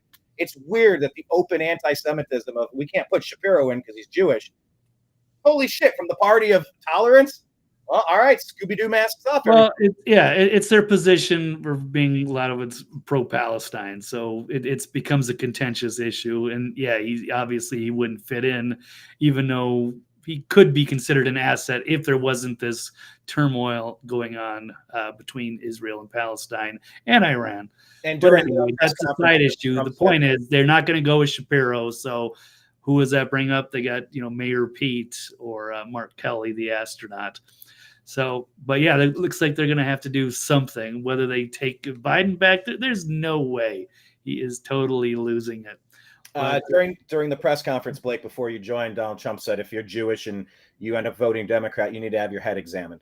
I mean, he's being as blunt as possible on this. Yeah, it's just so weird. that they can't consider a candidate because of that. I don't know. Pretty weird to me, but that's it's not weird, Brian. We've seen that a lot of the base is pro-Palestine and they're outraged at Israel. So why would they pick a Jewish candidate? They're just going to pick somebody neutral on that, I would think. So it makes perfect sense, and it plays well anyway because Josh Shapiro would be a better candidate. So Tim Walz and the stolen valor then. So we have her sniffing. Well, there's a couple more. We've got, I guess, Tim Walz's position on. He's so pro-choice, he's so pro-abortion that even Nancy Pelosi wanted him to tone it down. That's not good. One of the more alarming things that I've seen is that Walz created a snitch line for the COVID mandate violators. So of all the different reasons to get rid of this guy. I didn't even know about this. And this is one of the most horrifying things I've seen. This is straight out of Gestapo, East Germany. He and his family have been under fire for a lot of other things. But yeah, setting up a hotline. You had people ratting on each other's neighbors. There's people that are having a birthday party at their house, or they're out, they're at a church, or they're playing, pickleball in the backyard. Let's call the police on them because they're not wearing their masks. I mean, it was insane. What else? Yeah, but of course, the biggest one that's going to undo him is, of course, the stolen valor. And now you got the Minnesota National Guard. You've got all these veterans calling them out. I mean, yeah, it's bad. It could even lead to a criminal issue. Not sure if it will or not, but yes, many years ago, right? That was many years ago that this occurred, and he was lying about armed combat, and he was never. Yeah, this is going back to 2005. They brought this up when he was trying to run for governor, but it didn't get far enough, even though it was a very close election there. But it just didn't fly on the national level. So on the big leagues here, on the big stage, trying to go for VP, this whole thing was cooked up again, and there was a lot more to it than I thought at first. So yeah, I guess he was set to go to Iraq with his group. He was the head of this, big National Guard unit, and he was out there for 20 years. But as soon as they wanted to send him to a combat zone, he's like, nope, I'm out of here. I'm going to run for Congress. And he abandoned his unit. And he took a demotion, but then he claimed that he was, basically in this operation with enduring freedom and that he was a combat veteran, but he is not a combat veteran. He is a Minnesota National Guardsman who cowered as soon as the got the call. Which is, that's part of the deal, though. You do not want a firefighter that runs the opposite direction when you need him most. Right. And so that's exactly what he did. And he is being exposed for that, and he is dodging questions about that. We have an explosive old video resurfacing. 2 veterans confronting Tim Walz's staff over the false Afghanistan service claims. Told him that Stolen Valor Act violations could lead to jail time. That's big news. I'll just run a quick part of this clip here. So your question is more about this picture than his biography. I have 2 questions. Yeah. The biography is one of them. That's bad. That's misleading. That's a little bad. This right here, under current U.S. law, this could get the congressman probably thrown in jail. Wow. Violation of the 2006 Stolen Valor Act, which says it is a crime, a federal crime, to portray yourself in writing or verbally as having received an award or decoration authorized by Congress that you didn't receive. Congressman Walz is clearly claiming in this sign, in this picture with this sign, to be an enduring freedom veteran. He is clearly, nobody disputes the fact that he is not an Afghanistan or enduring freedom veteran. So this represents a fairly serious issue. So I did notice something there, Blake. I noticed he said that there was an act, the Stolen Valor Act of 2006, and you said this is regarding when he stopped serving in 2005. So that might play a role. He was already out before the act made it illegal. So, but okay. I think he still kept it on his bio. Okay, yeah, no, that's fair. I mean, I'm not like saying it's time to throw him away, but I mean, yeah, he's basically having his career destroyed. Who knows? Maybe he might even get recalled as governor of Minnesota too. Send him packing back to Nebraska. I don't know. Yeah, this did not age well because at first CNN was trying to run cover for it. Let's look at this. He retired as an E8, not as an E9. These tend to be very internal military debates and discussions. And for the rest of us who never served, our instinct is thank you for serving. And to equate that to stolen valor. No, that's crazy. It's not. That's crazy. Valor. Not at all. Oh, but to be fair, CNN did come back and also were questioning that. Did make a comment speaking to a group. He's done it a couple of times where he has used language that has suggested that he carried weapons in a fighting situation. As you know, with your contact with the military, I know from coming from a military family, there is a difference between being in a combat area, being involved at a time of war, and actually being in a position where people are shooting at you. There is no evidence that at any time Governor Walz was in a position of being shot at, and some of his language could easily be seen to suggest that he was. Okay. So that sounded very fair. What program was that? I know. It's shocking from CNN. Who was that guest? Good job. All right. Look, I will, it's the Bill Maher thing. It's like you're so wrong on so many things. Oh, I'll clap like a seal when you get a couple of issues right. Like, I will be happy when the lunatics will give you some dose of reality because they're so full of it most of the other time. Yeah, absolutely. So it's weird to see them trying, but it's not so much that it's because they got called out. And it made, it obviously aged poorly, as Mike Cernovich posted on that tweet. So they had to retract that one. There's another one, Mark Kelly, who did get passed over, but he was attacking J.D. Vance for calling out Tim Walz for his stolen valor. Again, did not age well. And J.D. Vance was very aggressive, calling out Walz. Whoops, let's see about this one. J.D. Vance was awesome on the tarmac when the United States vice president. Oh yeah, it was hilarious when he. I don't know if you have anything on. I don't think we covered that last time. I think it just happened yesterday. Oh, okay, yeah. So they went to so they went trolling or something. Everybody's in the Midwest in the battleground. Love it. In Eau Claire or whatever, Wisconsin. And so, yes, J.D. Vance was there. Yes, and it's interesting to see these guys. They're ready to go toe to toe. People give Trump a lot of shit for these press conferences that we just ran in the beginning of the broadcast. Yeah. But I mean, he's willing to answer questions. Speaking of that, just a really quick note. Yes, she has not. No. Kamala in over 2 weeks now. Yeah, it was a big deal when she first wanted to announce running for president. But now 2 weeks later, she has not answered any questions. And then we have, J.D. Vance and Donald Trump. They'll be happy to take any questions, so that they can play on their feet. These other guys have to be on script. Well, you could say Tim Walz can go off script, but yes, he's been exposed pretty badly now. He ran away when asked about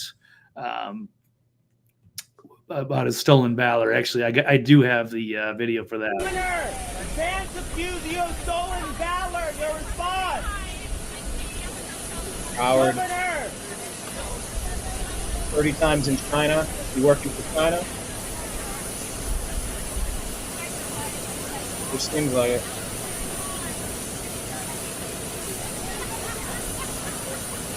Keep asking the question. Let's say it one more time. Try again. Try again. I heard that. What'd you hear, Billy? What'd you hear? Governor, Vance accused you of stolen valor. Your response. Your response is to pretend you didn't hear the question and to go along with the group. So here's the video in question from J.D. Vance. When the United States Marine Corps, when the United States of America asked me to go to Iraq to serve my country, I did it. I did what they asked me to do it, and I did it honorably, and I'm very proud of that service. When Tim Waltz was asked by his country to go to Iraq, you know what he did? He dropped out of the Army and allowed his unit to go without him, a fact that he's been criticized for aggressively by a lot of the people that he served with. I think it's shameful. Yeah, I agree. And now everybody gets to see it. So that's fine. But he's really caught in a bad position there. They both are. Kamala is a train wreck. She can't talk off script. There's no way. She brings nothing to the table. They're doing the same exact strategy when they kept Biden in the basement because they have highly these are okay, just to refresh everyone's memory. Biden, Harris, the two least favored candidates in the 2019 Democratic primary. To be rewarded for being the two worst, they're the candidate and the alleged candidate, the assumptive candidate, the presumptive candidate, the potential candidate, whatever you want to say. Still not a single vote cast for Kamala. The two least likable, least qualified, least talented people. They're going to do the same strategy. They can't have them out there. And part of the Trump press conference was saying, look, I'm in for, I think he said 3 or 4 debates. I think he said plus a vice presidential debate or including a vice president. I forget how many locations that he said, but yeah, he's like, I'm in for all these. And I hope he goes, I'll show you. He's like, he goes, she's not very bright. I'll get her on debate stage. It'll be very easy to tell what's going on with her. By the way, I do want to just play this real quick while we're talking about the press conference that we did cover earlier. Be sure to follow RSBN since we did kind of broadcast their feed. We want to give them credit for that. But this was something interesting Trump said during this impromptu last minute. I mean, I only heard about it a half hour before it went live. So I don't know how long people knew this was going to happen, but I just found out about it. This is something super interesting Trump said. Listen to him in his own words. Shooter Matthew Crooks, and I was wondering if the FBI and the Secret Service are doing a decent job. They have. The FBI came to see me about the shooter. I think they've done a very good job, and I think they did a very good job with respect to this other lunatic that they have in custody. Please. Blake, he says they have another lunatic in custody.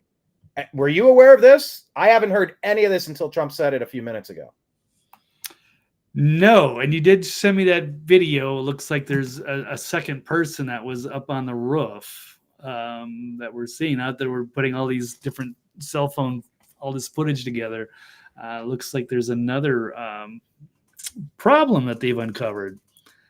So I wonder who that could be. Jump to this just so I can show you. Let me spin that over there. By the way, this is saying the FBI just released details of an Iranian national's plot to assassinate Donald Trump, not related to the previous assassination attempt. So trying to figure out if this is what he was talking about. A Pakistani national arrested for the alleged Trump assassination plot. So yeah, they say, here we go again, another assassination plot against Trump, this time by a Pakistani terrorist. Well, I wonder why. Dems have an open border. Border Patrol had 99 of the worst terrorists in custody, and border czar Kamala and Mayorkas, both traitors, set them free into America. Of course, Olive Oil saying, did Trump just say some lunatic was in custody for an attempted assassination? Once again, this is the counter sniper team. Allegedly, so I read a report saying that this was the first event where they had a counter sniper team in place. I'm not entirely certain if that's accurate. That sounds astonishing, but this video we were talking about here. Turn this down. We're saying, let me rewind this. They got 2 circles here. Man 1, you see something moving right there. It looks like a person. It looks like it could be a person or a flag. Could be a flag.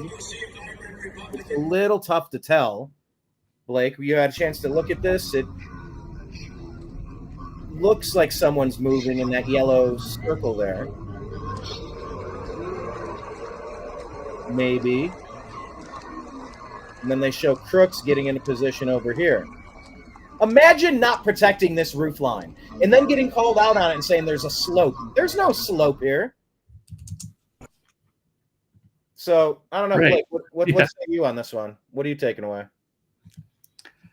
Yeah, it needs to be more further investigated and see if it gets some other different angles on that. I'm surprised it took that long to find that. I mean, it's not super conclusive, but we do know that there's probably a second shooter involved. We just don't know where. And a lot of people were looking at the water tower, or maybe there's another shooter in that building, but it seemed like there might have been some other one. They kind of ruled out a third, but now that person on that roof might not have been necessarily a shooter, but maybe a handler. I have no idea exactly what's going on there. It could have even been a cop that finally got up there, because all those videos, they're showing a lot of cops were running around the building trying to stop this. Fans were yelling, cops were running, they were trying to get up there. I mean, I don't know. I can't quite tell if this is a flag or a person under the yellow, but it's interesting here to watch when he's alive and then he's not. You see him kind of, you see that change there. He looks right just before he's shot. All right. Well, that's another interesting one. Blake, I think this is the video you were talking about. That's one of them. Yeah, it shows like there might have been somebody in that window, and I think that's the building that he was on top of, which had a bunch of like elite law enforcement in that building. And there's flashes that could be from a muzzle. And I guess if you're firing the gun inside the building, it would kind of have a natural like silencing effect. Be kind of muffled sounded, so it's a possibility.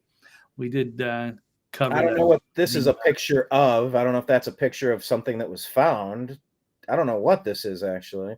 I don't know either, but I guess that would have a silencing effect, so the gunshot wouldn't be nearly as loud if it was kind of muffled indoors like that.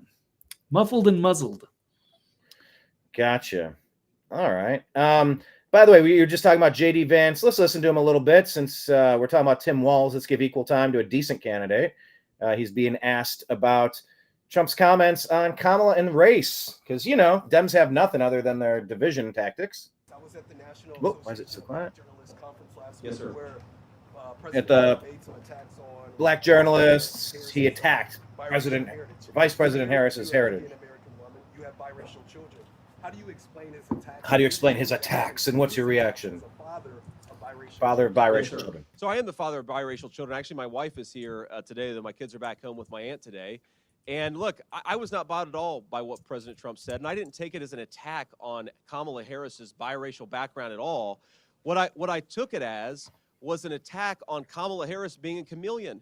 She pretends to be one thing when she's in front of one audience. She pretends to be something else when she's in front of another audience. And I think he was observing the basic foundational reality that Kamala Harris pretends to be something different depending on which audience she's speaking to.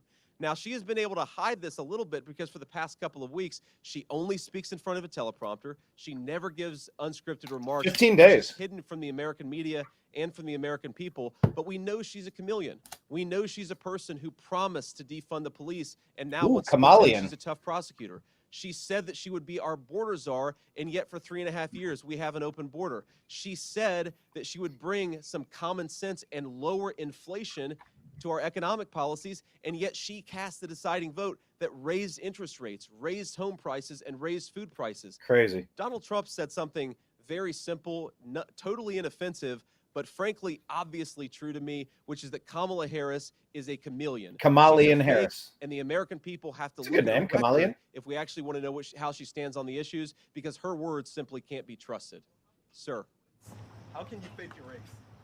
If I'm she's sorry? both Indian How and can you black, fake how your can she race? fake her race? She fakes who she is depending on the audience that she's in front of, and that's who she is, and that's who she's always been. There you go.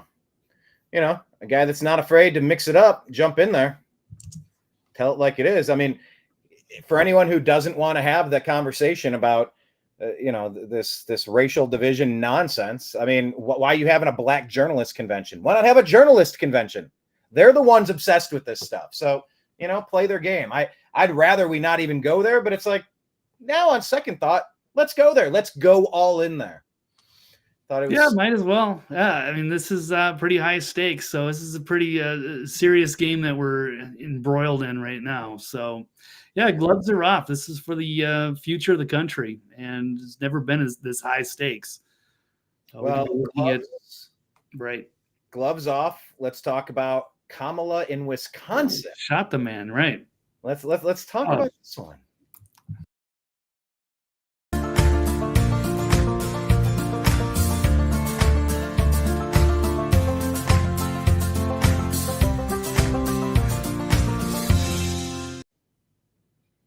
All right, Blake, agree or disagree that the media lied about Kamala's size of the crowd? 100%. So yeah, you tagged me the other day about the Rick Wilson, the Lincoln Party grifter. He was, they were dunking on this. Like, they were so excited. Look at all the enthusiasm for this new ticket. Oh, they're gonna win. They're gonna beat Trump. They got Kamala and they got Walz. They got the winning ticket. Here it is. They got into Eau Claire. Well, she was exposed in Atlanta, not only with the racist speech, but it was that the fact that most of the people that were in the crowd were there for a musical performance by whatever artist that was there. But then they had a big crowd in Eau Claire, Wisconsin yesterday. Fun fact, I was just in Eau Claire, Wisconsin, driving back from Minneapolis through Milwaukee back home, and I stopped in Eau Claire and went to Culver's to get the hamburger, Wisconsin's finest 40-year franchise. They got pretty good Butterburgers. Anyway, side issue, I was just in Eau Claire, but not for the speech. But they did have a pretty good crowd there. And so you saw all the who's who on the leftists come out and praise everything. Like, this was great. They finally actually had, a big group of people to see one of their candidates. But it turned out later that it was there for a concert as well. So let me pull up this story. Do I have it pulled up? Yeah, here it is. Let's roll this one. Harris Walz rally was really just another, and it was a free concert as well. That's why. Yeah, so I guess this Bone Iver, I know I've heard a couple of their songs before. I'm familiar with them. I don't know their music offhand, but I have at least heard of them. I know they've been in my like Pandora suggestions or one of those type of deals. Spotify. Not quite making my cut, but not bad. It's an indie folk band that are from Eau Claire, Wisconsin. What do you know? Or at least the lead singer of the band, Justin Vernon. So NPR, they reported that Vice President Harris will draw from some hometown talent on Wednesday when Bone Iver performs at a rally in Eau Claire, part of a barnstorm tour of swing states she is doing with their running mate this week. And observers note there was a distinct lack of Harris Walz signs. That was our first indicator. And a lot of middle-aged, beardy, hipster folk men in the crowd. And here is a tweet from Tim Pool calling out the creepy Krasenstein brothers. It says the full context is that because they were saying, oh, yeah, this is here's one of those who's who.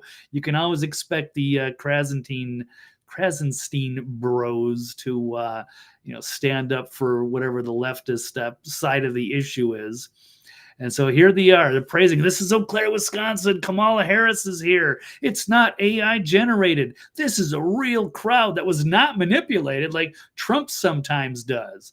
And that's total BS. Trump's crowds frequently, when he shows up, they sell out. They're huge. They can't put everybody in the crowd, and the cameras won't show you behind. Trump oftentimes he'll call out the news media in the back and say, hey, why don't you pan around and show the size of the crowds? And I've been to those crowds. I've been to at least a couple of events in Vegas. One I got turned away from, even as media, because I wasn't there early enough and they just didn't have any more room. So it's the hype is real. Love them, loathe them. The thing is, Trump does draw massive crowds. And so finally, when it looked like the Democrats had actually had a big crowd, then we find out that it was actually it was all there for a concert. So and this is Kyle Becker, just like we all thought, Billboard #1 charting band performing at the rally. It's his hometown, blah, blah, blah. And yes, it was the Country Jam USA. Harris was just there as part of a guest appearance, and they're all just playing us for fools. They didn't want us to know about that. And even if that was exposed, they'd probably still try to cover it up. But yeah, they're not saying anything about it anymore. now that it's been exposed. But that's what it is. It's the big AstroTurf campaign. They can't draw real people, so they have to manufacture this phony enthusiasm. So here's another one. Kamala Harris. She's delivering a word salad at the Bon Iver concert disguised as the campaign rally. It's here we go. We're going to close out here with a nice old patriotic song that's been rolling around my head these last months. And I love this melody. I love y'all. Appreciate you. And we're here for the right reasons, and we all know what we're here for. So we're going to do our thing, make this music, and make way for the people that we need to hear from. All right, I won't trigger any copyright claims or what have you. It's not worth it. You guys can listen to Bon Iver on your own. Spotify, if you're into that sort of thing. Nothing against them, but it's just the association here.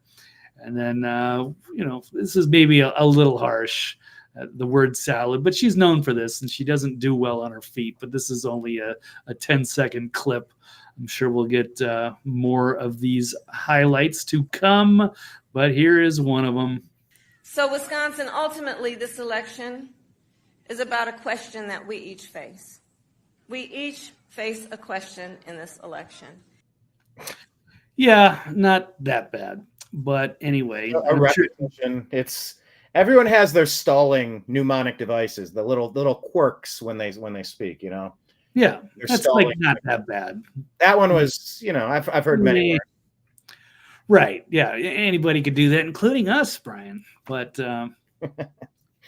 including anyhow, it happens. It's not easy to stand in front of a crowd and do those sorts of public speeches like that. But, however, she is known for doing a lot of word salads, or presenting herself like she's drunk, or she's drifting, or she doesn't know what she's talking about, and she's just trying to fake it. Like presenting the book report, and she clearly did not read the book report, but she's acting like she did. Anywho, so but Brian, that was also you were tagging me yesterday. Get a load of this Rick Wilson, who I cannot stand. I don't follow him closely on Twitter because he tweets way too much. He is,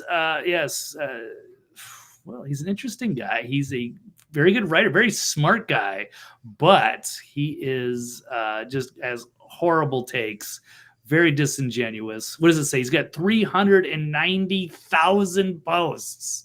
So I can't follow him because it just clogs up my Twitter feed. Like, dude, give it just give me 10 good tweets a day. I don't need 1,000. So, but that's what some of these guys do.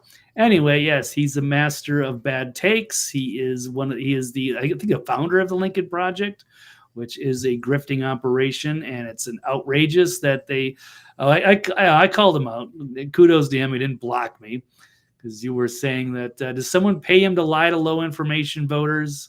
And how could anybody sell their souls like this? Yeah, he's long gone.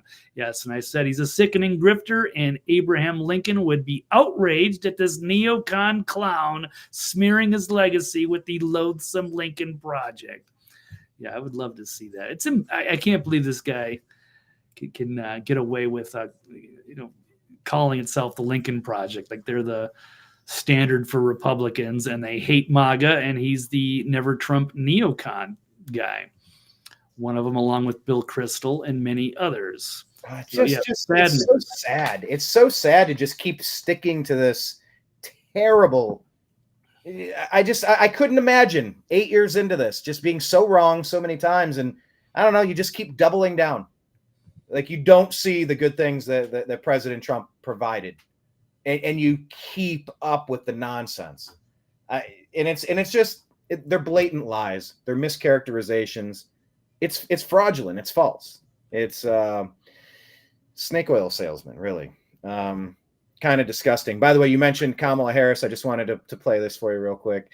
This is what it reminds. I did one of these earlier. I don't know if I'll play you the second one about Libya, but every time Bart Simpson does a book report, it seems like Kamala Harris talking about.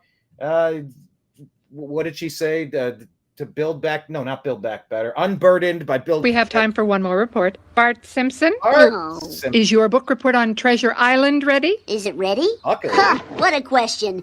Fellow students, prepare to be dazzled.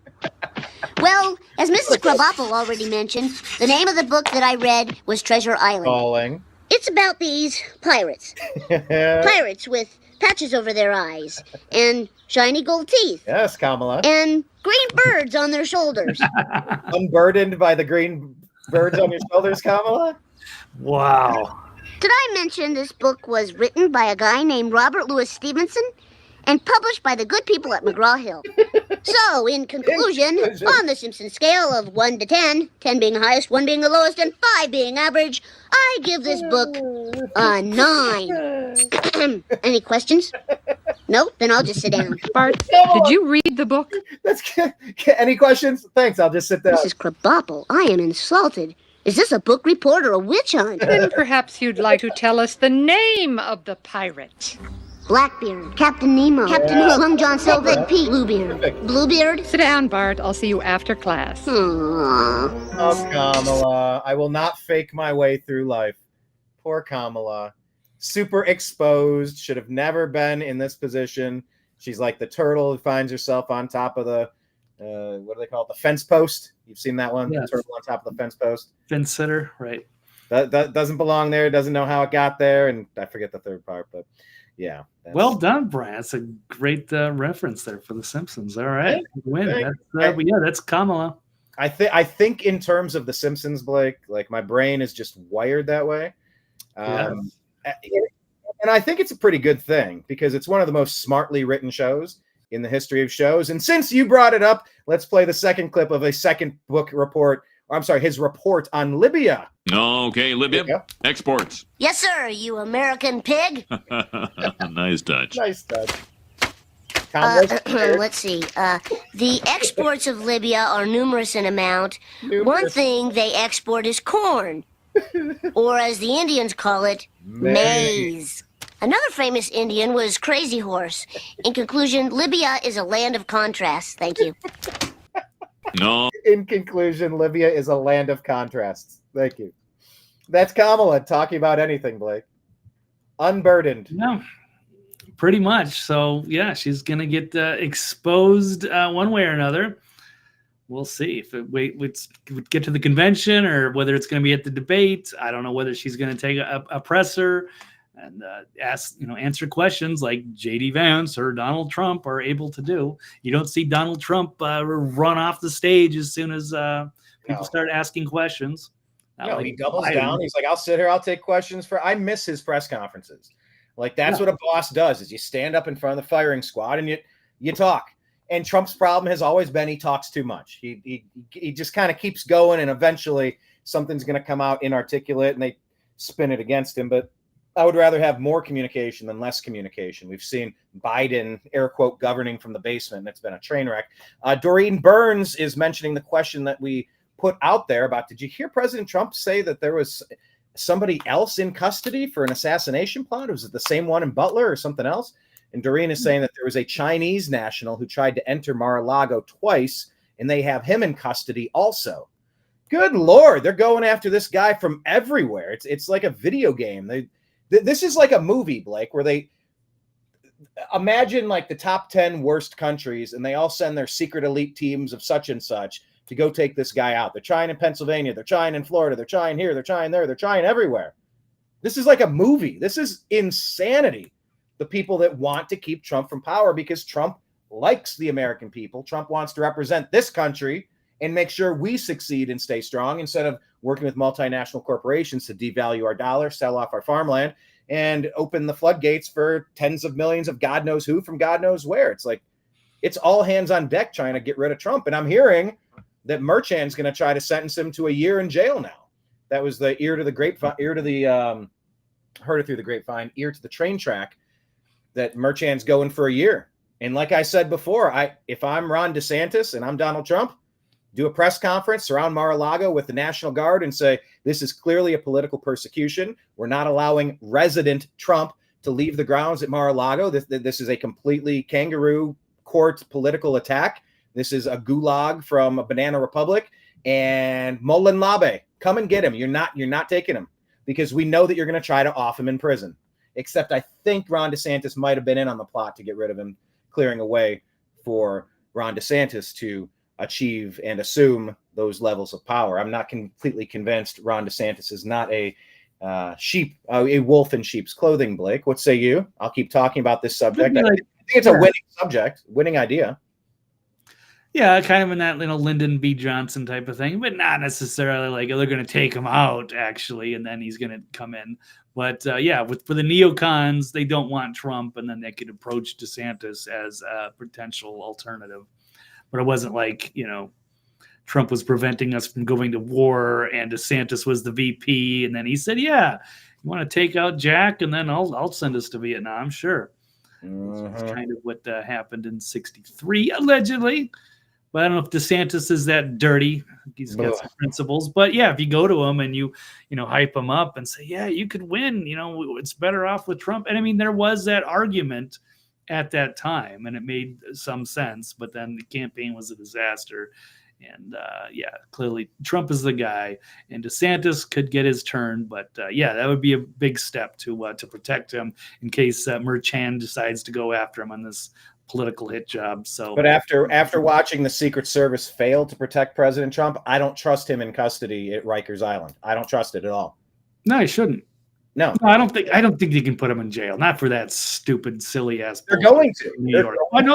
They're going to. Yeah, good luck. Like I said, Mullen Labe, Brian. That's what you said. That's not going to happen. This country is going to go into a civil war if that happens.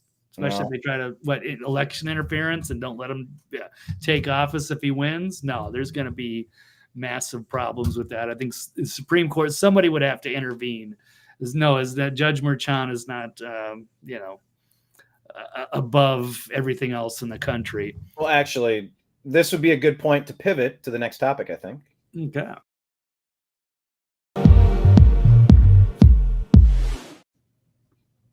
Agree or disagree, Blake, that the deep state will not allow a peaceful transfer of power? I mean, this is a perfect segue there. That was brilliant, I think. You're absolutely right. They will not.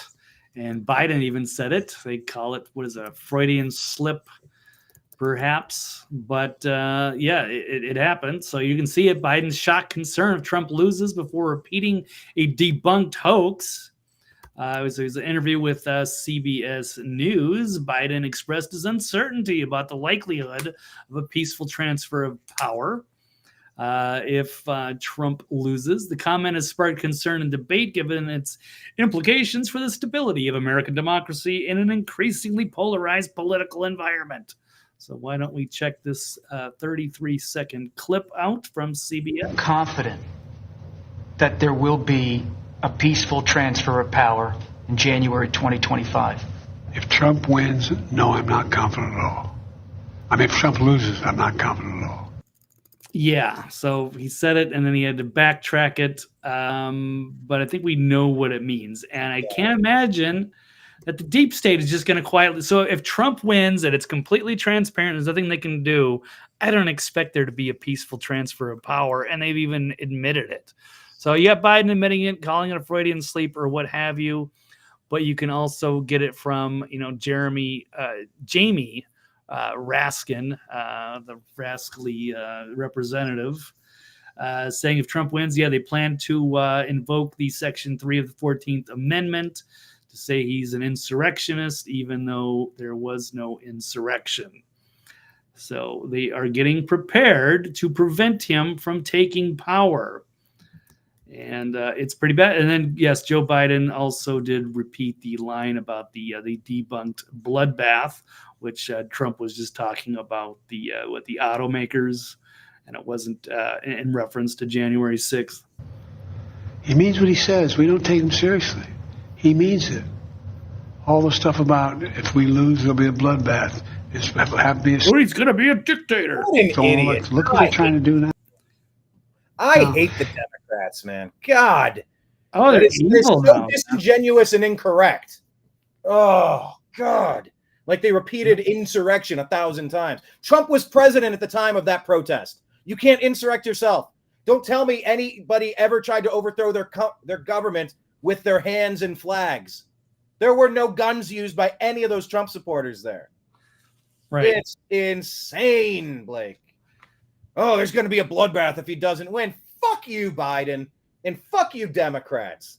God, they are the worst. They cause brain damage to the people that believe their shit.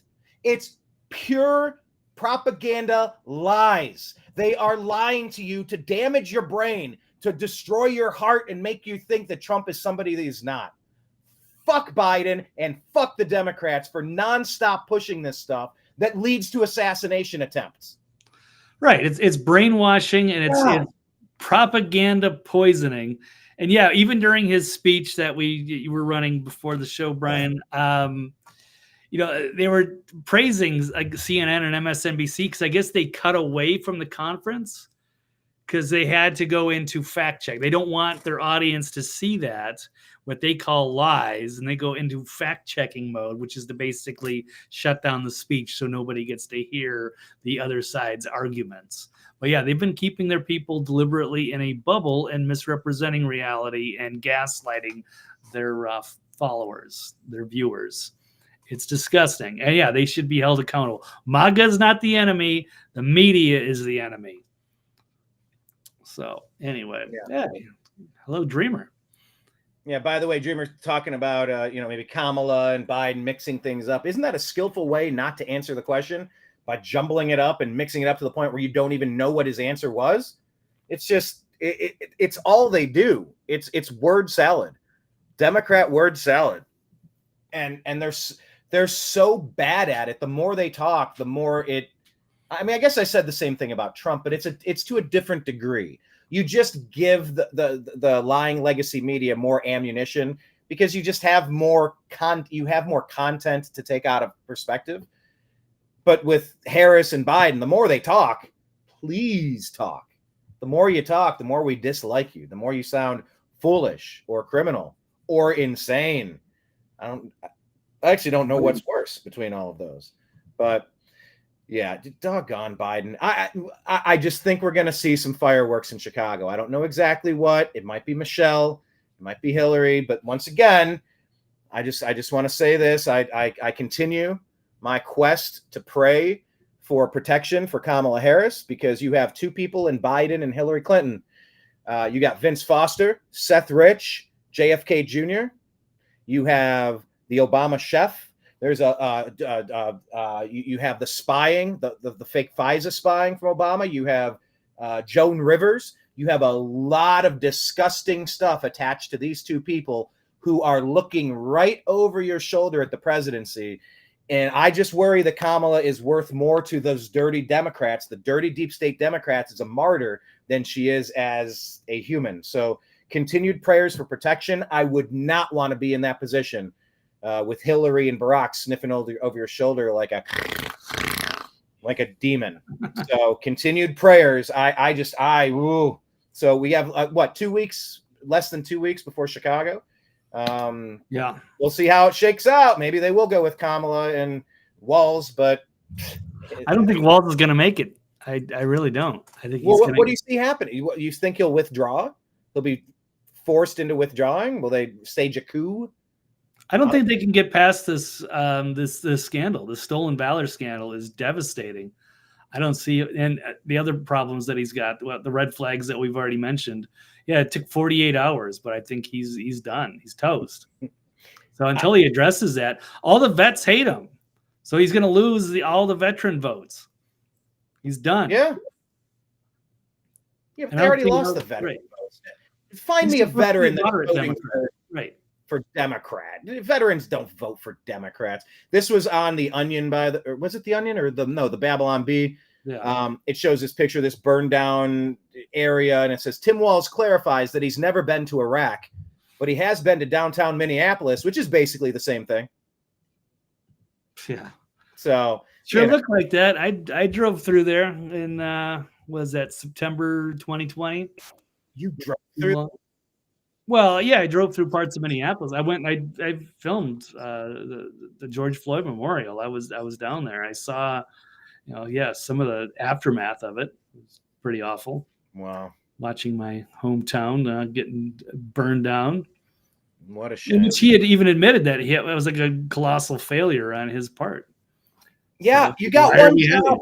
If you got tornadoes, earthquakes, riots, like famine, pestilence, like any nuclear, like your job is to like be the emergency cavalry.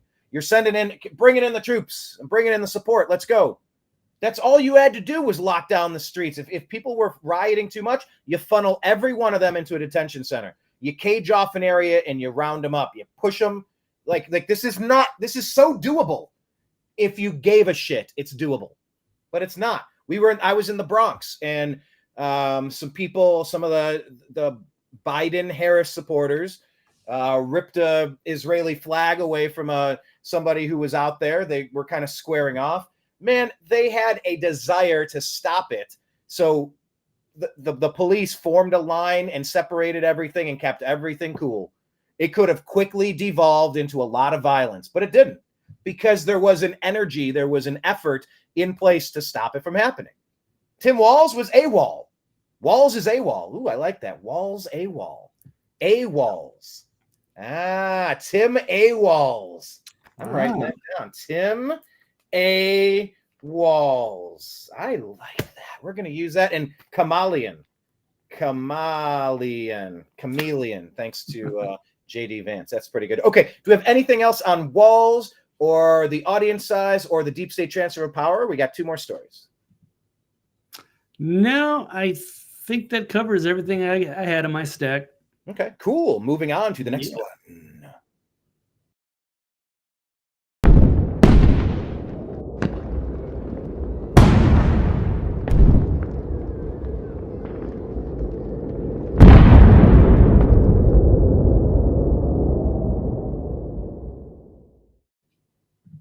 Yes, of course, our new logo for the New American Media is an upside-down flag being raised in the middle of a war because we are a nation in distress.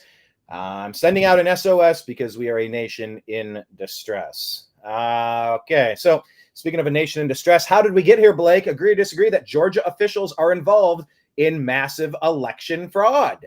Could that be how we ended up here? Yeah, it certainly could be, with 6 swing states stopping counting and getting massive ballots in the middle of the night. Georgia certainly had some major issues, including with those ladies with the ballots in that tote under the table. They said that they were deliberately, running ballots through there multiple times. There was a lot of issues with Georgia, and they've been less than transparent. Brian, how's my signal? I'm showing yellow. So are you? You were in 2, and now you've crept up to 8. If you want to hit reset and just jump back on, maybe kind of reestablish the connection, I could definitely stall for a moment there by telling people to subscribe to the New American Media on Rumble. The channel is the New American Media. YouTube, we have millions of views, 1,500 videos over 13 years. YouTube.com/@the-New-American-Media. Truth Social, the New American Media. The Agree to Disagree Show on Spotify. Get our podcast. Patreon. No, what is this called? Parler. Yeah, we're back on Parler. I forgot that was even a thing. But the New American Media is back on Parler. Facebook, do a search for the New American Media page and search groups for TNAM, the New American Media. Lots of groups: TNAM Preparedness, TNAM Grow Something, TNAM Food and Drink, TNAM Humor. Join all of those groups. They're private. And so when we are asked, how did you find this private group? Say, I was invited by Brian, and we'll let you in. Of course, on X at American_Media_, on Meta, Instagram, The New American Media. Odyssey, ODYSEE, backs up everything on YouTube since they like to take our content down. That's the backup to our backup. Patreon, patreon.com/The New American Media. If you would like to sign up for $5, $15, $100, $1,000 a month. We love that sort of sponsorship because it's how we can go to different places and keep the operation up and running. We appreciate you, as Kenneth always likes to remind me. I'm on Venmo at Brian Engelman, BrianEngelman, if you would like to donate that way. So please do all of those things. Okay, Blake, I have stalled in order for you to disconnect and reconnect. I don't know that you did, but I did not. I just waited for, I don't know, the cloud in the satellite. I'm not sure, but it seems to have corrected itself. Perfect. Right. You never know. Starlink, is pros and cons. Starlink might be the only way to survive when they take our grid down. So until the solar flare gets us, and then it's all down, right? We'll have to go back to our ham radios if we got them. Okay, well, anyway, where did we leave off? There's a few articles that have come out. A lot of breaking news on this Georgia. So it's good that they're still, digging into 2020 because there were massive problems with that. It's all kinds of things. So we've got this one from Rasmussen reports saying, with the stroke of the pen, either of these men could bring these records out into the sunlight for a bipartisan voter examination, but they refuse to do so. Wouldn't that be so easy just to quell any concerns people might have about some of these elections? Just having a full audit. They never finished the one in Arizona. They did not want to go through the machinery. They stopped there. But Georgia, they don't want you to look at anything, which just causes more people to question them. So this is from July 13th even. This is just an update. They were showing there's 140,000, perhaps 140,000 counterfeit 2020 ballots still locked in a warehouse. This story's still going on. Nobody's gone into the... Where is the National Guard? Why would they? Right, because they're going to find out that they're involved in potentially fraud, and they're going to go to jail for the rest of their lives. So expose it. Bring in the National Guard. Bring in the troops. Open the doors. Well, yeah. Who? You think Joe Biden's going to order that? Say, I might not have won Georgia 2020, and I just want to do the right thing for the country. The American people deserve to know the truth and have transparency. I'm going to send in the National Guard to go look at Georgia's warehouse. That'll never happen. But it'd be nice. But anyway, so that's one of them. Let's see. There's another clip here. Holy stuff. Citizens declared. Oh, by the way, Blake, if you were sharing a previous screen, it wasn't on the main screen. I had to just switch it over. Did you want to roll back, or just you covered what you wanted to cover? Sorry, I didn't cover that. This was the tweet from Rasmussen reports. So I think I'm just going to... Yeah, Kemp and Raffensperger, these are supposed to be Republicans. They're obviously in on the steal. They're rhinos. Yeah, they're never Trump or neocon Republic. I don't want to call them Republicans, right? They're the Rick Wilson Republicans, Lincoln Project, grifter Republicans. But who's ahead of them? Who has...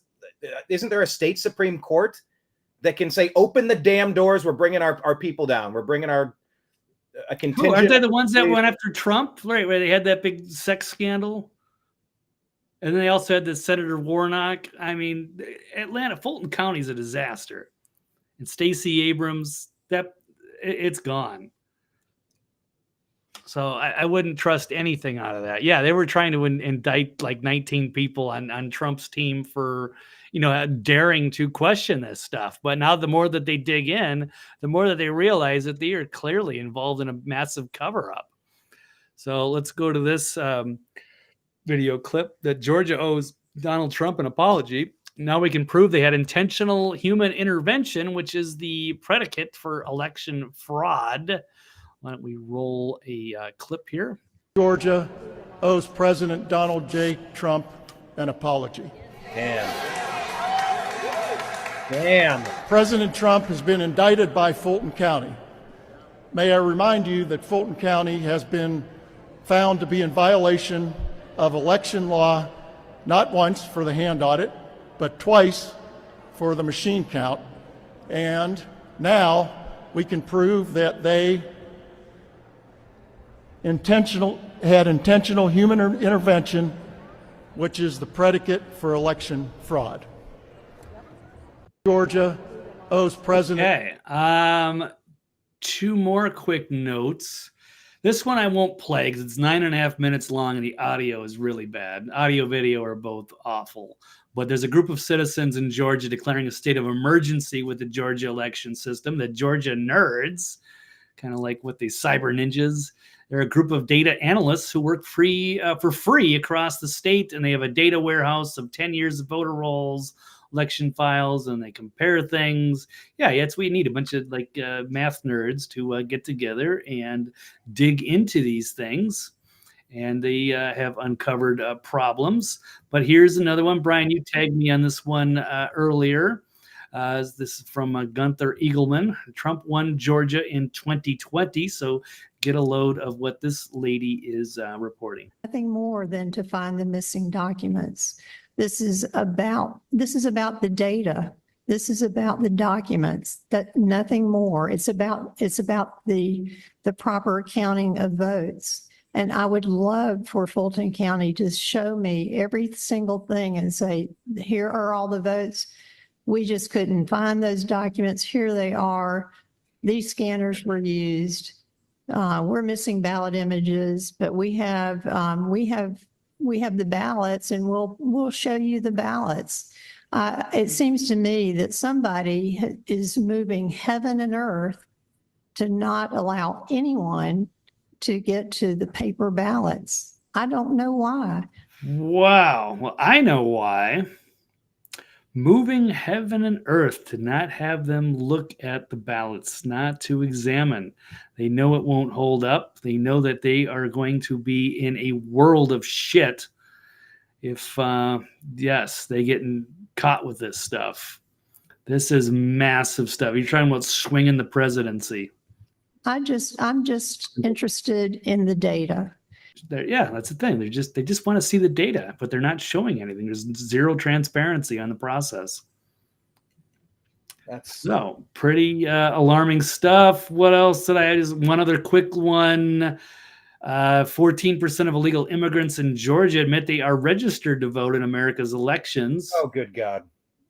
Right. So, I mean, instead of manufacturing ballots or not allowing people to go look at ballots, maybe you can just, get anybody in your state with a pulse and a driver's license to vote, and maybe they can win in 2024. I don't know. So, but there needs to be major scrutiny on Georgia, especially Fulton County.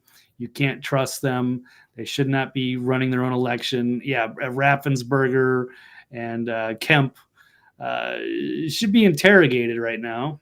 And yes, we should be highly suspicious of everything on the 2020 election. It's not done yet. And if it happened there, you can probably bet similar things have happened in Wisconsin, Pennsylvania, Michigan, Nevada, North Carolina, several of those swing states with where Trump was way ahead, and then all of a sudden was not. So what happened? Meddling. That's what it appears to be, at least as far as I can see. So anyway, Brian, I think that's all I've got on the Georgia. Okay, that's the Georgia one, and just following up with what Doreen was saying, the Iranian, she referenced this story earlier because as Trump kind of broke news that there's someone else, what did they say, deranged or lunatic? A lunatic, I think he said, for an assassination plot. She's saying that Fox News 13 had the article that she was referencing and said that there was an Iranian who was trying to pay Americans to kill a political figure who put the hit on Soleimani, who was the top guy for Iran. So that's where that is. Dreamer says, no more apologies. Follow the law. Wouldn't that be something, Blake? It's pretty straightforward, but it's like common sense to me. Yeah. It's like we're the only sane people inside of this cuckoo clock. It gets a little wonky. Yeah. So, all right, that's the Georgia officials. They're admitting a whole bunch of stuff, and we're just going to see how it shakes out. This has never been a legitimate presidency. Like never, it never passed the smell test. No matter how much they gaslit us and tried to pretend that their guy won and Trump wasn't ahead by hundreds of thousands of votes. I was there on election night, sipping a bourbon, getting ready to do a live. Hey, look, another 4 years. Here we go. This is finally over. Let's get to work. And I just kept waiting and waiting, hours and hours, going, hang on. All 6 states paused at the same. Paused. No state has ever paused in any election in my lifetime. Now, all 6 of them with Trump winning, all flip. Bullshit.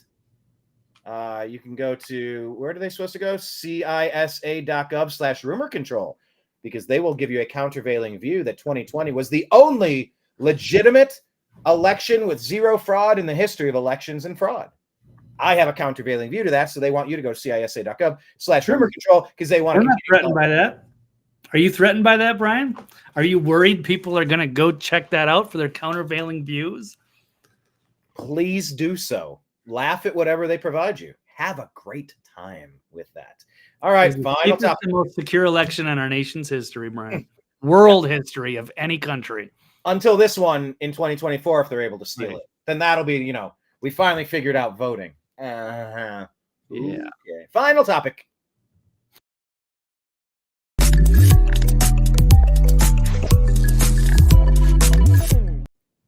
All right, this is a huge topic. Georgie. Okay, Georgie. All right, Blake, do you agree or disagree that GARM has dissolved because they are dead to rights? So happy about this story. Can't hide my excitement. Yeah, I guess that's what it appears. This is kind of a breaking story. I should probably have dug to find some better links on this one.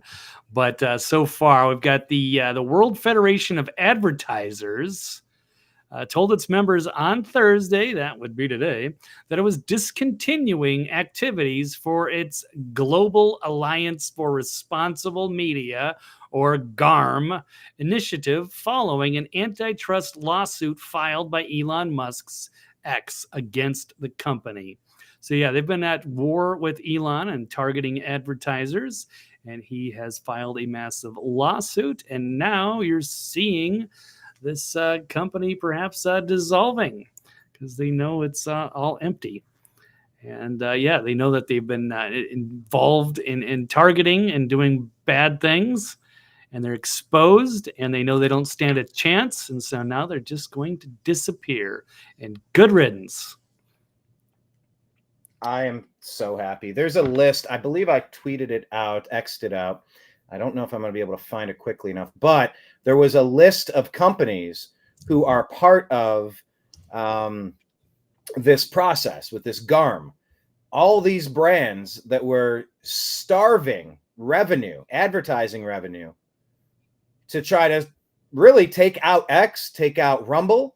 And I'm not okay with this at all. Well, here's because GARM dissolved, I don't want this lawsuit to stop. I want to go after every company that signed up for this stuff, and they must be punished. I hope they're able to go through with this.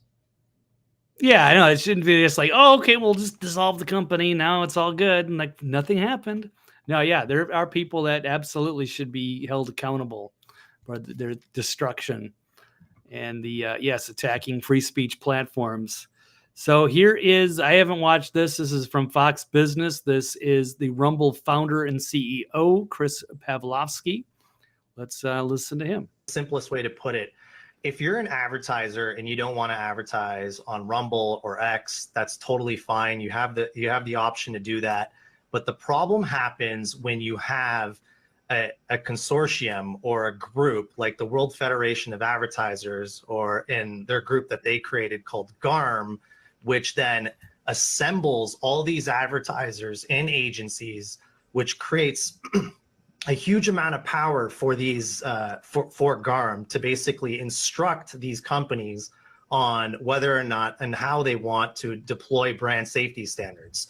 So what happens here is once you have a huge consortium that creates a monopoly across all the big ad budgets that dictate a brand safety standard, they then can now discriminate against certain voices on other platforms. If they don't like what some speech might happen on Rumble or X, they can say, we're not going to touch that, which then causes advertising rates to go higher because now they're only accessing a certain portion of the market, and then drives higher prices for their shareholders and their brands. This harms the advertisers, the shareholders.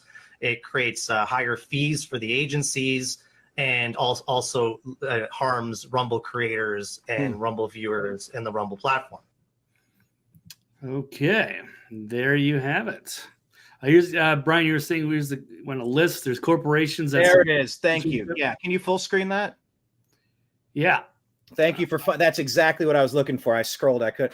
Diageo. Yeah, they're banning Dunkin' Donuts. They're really boycotting them right now because they were going after Rumble and Truth. And oh, I saw that. I think Mike Barra was putting that out, and I was like, why are we gonna boycott Dunkin' Donuts? I think they're part of Diageo, the Diageo brand. Yeah, I think they own them. Yeah, I mean, there's a whole bunch of companies. Yeah, it's shame on all of them. All these DEI What are the other acronyms they use? DEI, ESG, all these large companies just trying to silence people, trying to scare people from having opinions and participating in the public square. They're terrified of losing their jobs. These companies spend their war chest to ruin conservatives, Republicans, libertarians, while pushing their deep state Democrat debauchery.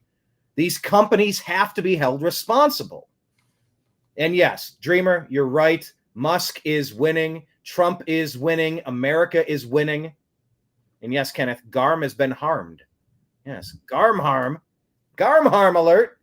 So yeah, I'm very curious to see what happens. Now, if they said GARM is dissolved, I'm sorry. They look at the deep pockets of these people here. You need to stay the hell out of our politics because you're only pushing deep state Democrat debauchery. And we're fucking fed up. We're tired of it. We're not tolerating it anymore. You think you're God's gift to everything? You're not. You're not. So I pray that this lawsuit goes through and just demolishes these companies who are violating our First Amendment rights and terrorizing their own employees into silence while the crazies bully the rest of us, knowing full well that most people with a mortgage to pay, they got kids to feed, they got a bitchy wife or a bitchy husband at home. They can't risk it by saying what they feel. They can't risk it by trying to defend America. And these companies are ramrodding. They're just jamming awful policy after awful policy after destructive policy right through their corporate boardrooms thinking they're invincible. Well, damn it. I am just fingers crossed that they're not able to weasel out of this. Go after every one of these companies, please, because they ruined the new American media's ability to generate revenue. They ruined Blake Walley's opportunity to generate revenue, Brian Engelman's personal ability to generate revenue in a grand global scale. The stuff YouTube has done to us is criminal. It is vile. They will only allow deep state debauchery. They will not let any voice of sanity onto that network. Yes, we're still there temporarily. I mean, every single day, I assume it's our last day there. That's why we're on Rumble. And then they're trying to shut Rumble down.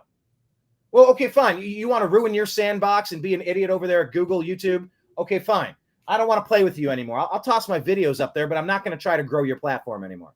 Oh, so now you don't like that I left? So now you're going after, it's like the ex who's going after your new relationship. It's like, hey, we're done here. Leave me alone. These companies are actively going after the other ones. And yes, damn right, I'm calling YouTube out for that. They might not be on that list. Oh, no, I'm sorry. Google is damn well in the middle of that list. Yep. But of course they're going after their competition. When PewDiePie made a joke, they took that as an opportunity to do the ad-pocalypse, not ad-pocalypse now. I love the smell of burning Minneapolis tires in the morning.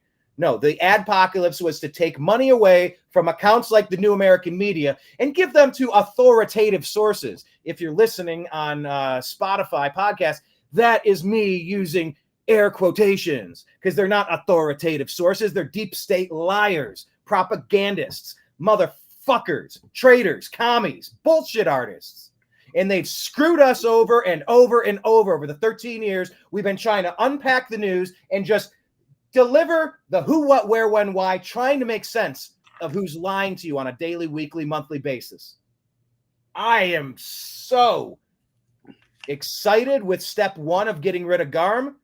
Oh my God, step 2, bury these companies. What they are doing is putting pure poison into the minds of Americans, ruining this country, ruining independent media. So let's go. LFG. Let's friggin' go. All right, Brian, I'm in. That's sounds good. Let's do it. All right. How do I really feel? I don't know. All right. That's all I have on that topic, Blake, and I think that wraps it up. Do you have any other loose ends you wanted to mention? Tell us where to find you. Any other thoughts, stuff we didn't get to, stories to keep an eye on, stuff you're interestingly doing over the weekend, anything. Take it away, sir. All right. How about let's call out Brett Meselis and his brothers. He just tweeted this out a little while ago. To any Republicans following me, and I mean this sincerely, you will also be much better off when this maniac is no longer in politics. Of course, he is referencing Trump from his speech. And so I say, hey, can we have you on our show to clarify your position? And some troll lady, why would he waste his time? And I say, yeah, I wouldn't expect him to. He's not on my level. She goes, "Oh, honey, we know. Hence, he won't be wasting his time." I don't know if you're familiar with Midas Touch. Yeah, they put out these awful propaganda videos. They're like the Krasensteins, the Miselis brothers. I don't remember. There's like 2 or 3 of them, but they put all these awful videos out, and they're clearly paid propagandists. And I call them paid liars and grifters. Said Brett is a liar and a grifter, and he doesn't have the balls to have a real political discussion with a guy like me. He said, "Oh, okay, yeah, take your meds." Well, he's not saying anything. I've trolled him multiple times, and he continues to ignore me. Yes, because it's hollow, because that is completely true. He is a liar and a grifter, and he does not have the balls to get in the ring. Jump on the show, dude, and let's hear it. You know who you might want to tag? Maybe tag John Fugelsang and be like, "Hey, we had a respectful conversation with someone we had many disagreements with." Well, yeah, we'll do it soon again, but let's do it for sure, because he is a great guest, and I do appreciate what he does, and he does have the balls to get in the ring and do these things. These guys don't. I think they got one of the brothers as he's a lawyer. He does do some videos, and one of them, I don't know if it's this guy or another one that was on the Ellen DeGeneres show, some producer, what have you. But yeah, they put up these awful videos and things and terrible, Twitter X takes. So I just want to call him on. I'm not afraid of you, bro. I'll tweet this at him and see if he actually does anything. We like to have the conversation, especially with we need more agree to disagree, or more people that we can disagree with. But I think these people are scared to get in the ring.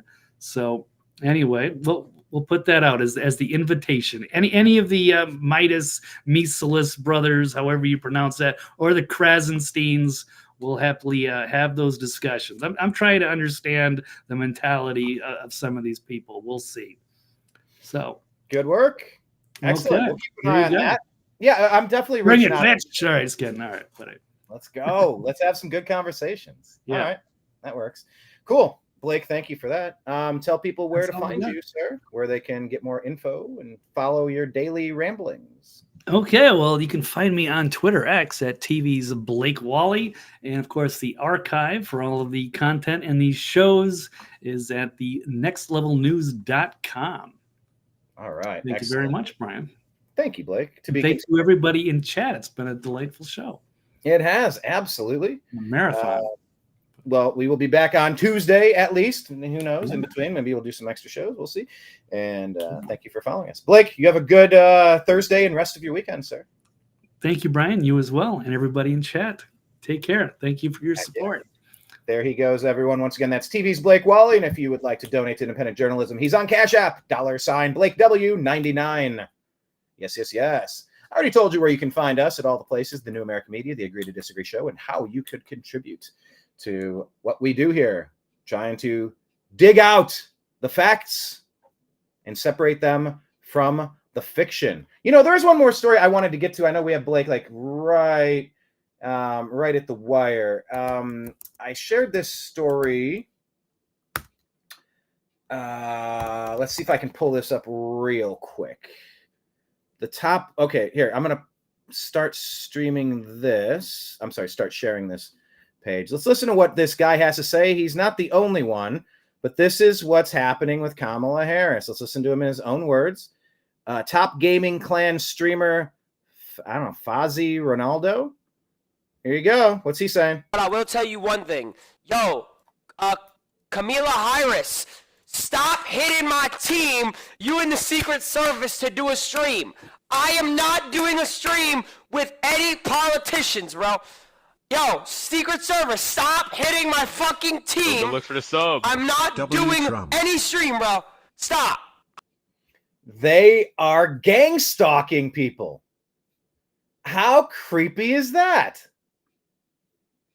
They won't leave them alone. They are absolutely threatening people. You better do this or else. First, they give you an opportunity to make money and sell your soul. Then when you say no, they threaten you or blackmail you. This is who the dirty Democrats are. The debaucherous, dirty Democrats. Kai Cenat. Here you go. He's a streamer as well. Looks like he's in a garage or like a moving truck. I don't know where he streams out of. Anyway, here we go. Be in a penthouse in New York. Then on top of that, I got the fucking Secret Service calling me 5 times, nigga! He's not happy. Goddamn shit about politics, my nigga. I don't know nothing. I'm gonna keep it a stack. I'm gonna go ahead and say it. I don't give a fuck. There you go. Listen, I had a bad bitch that I've been trying to get on for like the last 3 years, the last 2 years that I haven't spoke to in like. Wait, is this Sharon? A year. Okay. I haven't spoke to this girl in so goddamn long who gonna have the audacity to text me, "We need you a part of the campaign." At first I was thinking she was talking about like a game, a video game, like a Modern Warfare game, or some shit. Or if not that, a clothing brand. I'm like, what campaign? Shorty gonna say, how did they get to her? They got to her. We're not gonna get into details. Say it right now. If there's some way, somehow, something was to go into where I do the stream of politics, I'm going to be 100% honest. I'm going to sit on my stream and say, why did you guys call me? Like, I don't know. Because they're trying to pay people to fake interest. It's all AstroTurf. Nobody likes Harris. I've never did anything with politics. And these blogs are like trying to say, yo, you gotta do this shit, God. And it's all the top blogs. But I'm like, bro, since when did niggas... Yeah, he's not happy. Just look at the energy in the beginning one more time. Be in a penthouse in New York. Then on top of that, I got the fucking Secret Service calling me 5 times, nigga! He knocks the camera off. Goddamn shit about politics, my nigga. I don't know nothing. I mean, that's gang stalking behavior. That's what they're doing. They try to bring people to their events, and they end up going to a concert. They're not there for the event. They're there for a concert. Kamala starts talking, people get out of there. There is no energy for Kamala. There's no energy for Biden. We have no use for Democrats. It's all AstroTurfed. It's all gaslighting. They lie to your face. The Democrats are the worst. The Democrat leadership is miserable. They are awful. They're anti-American. They will destroy anything to retain their gnarled grasp on power that they stole in 2020. Now they're gang stalking streamers. Hey, we can pay you a few bucks. Why don't you come to this event? Why don't you, I don't know. President Trump had that person gave him the, I think we covered it on last episode. That really popular streamer, I don't know who he is, but he gifted Trump a Tesla Cybertruck, wrapped in Trump with his hand in the air with the flag after he got shot in the head. They tried to kill him on television. Just like JFK, they tried to kill him right in front of you. These deep state Democrat demons. They tried to kill him right in front of us all. They have got to be taken out politically in these elections. They have to be retired completely. The ballots need to be one day, paper ballots, no mail-in voting, no signature. Like, you show up, you vote on a paper ballot that's numbered and watermarked. And maybe another way to track paper ballots as of yet revealed to people so that if they were photocopied, Xeroxed, you would instantly know. Some of the numbers would be duplicate. You'd easily know, bing, this is an invalid vote. This stuff should have been in place 4 years ago.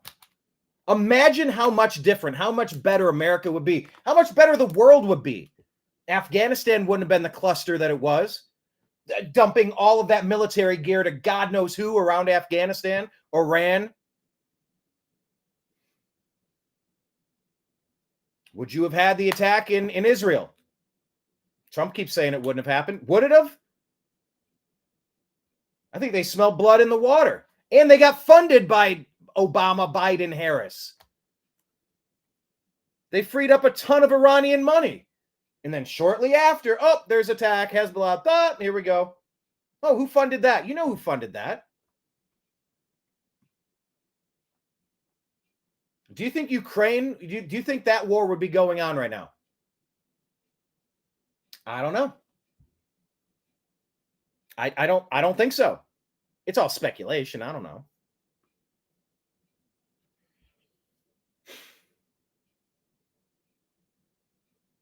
Everything about the Democrats is cringe, fake, destructive, short-sighted, traitorous. Lay out the 25 most important policies. Take baby killing off the board. Take abortion as one topic and set it aside for 1 second. Because, by the way, that's a state's issue, as it always should have been.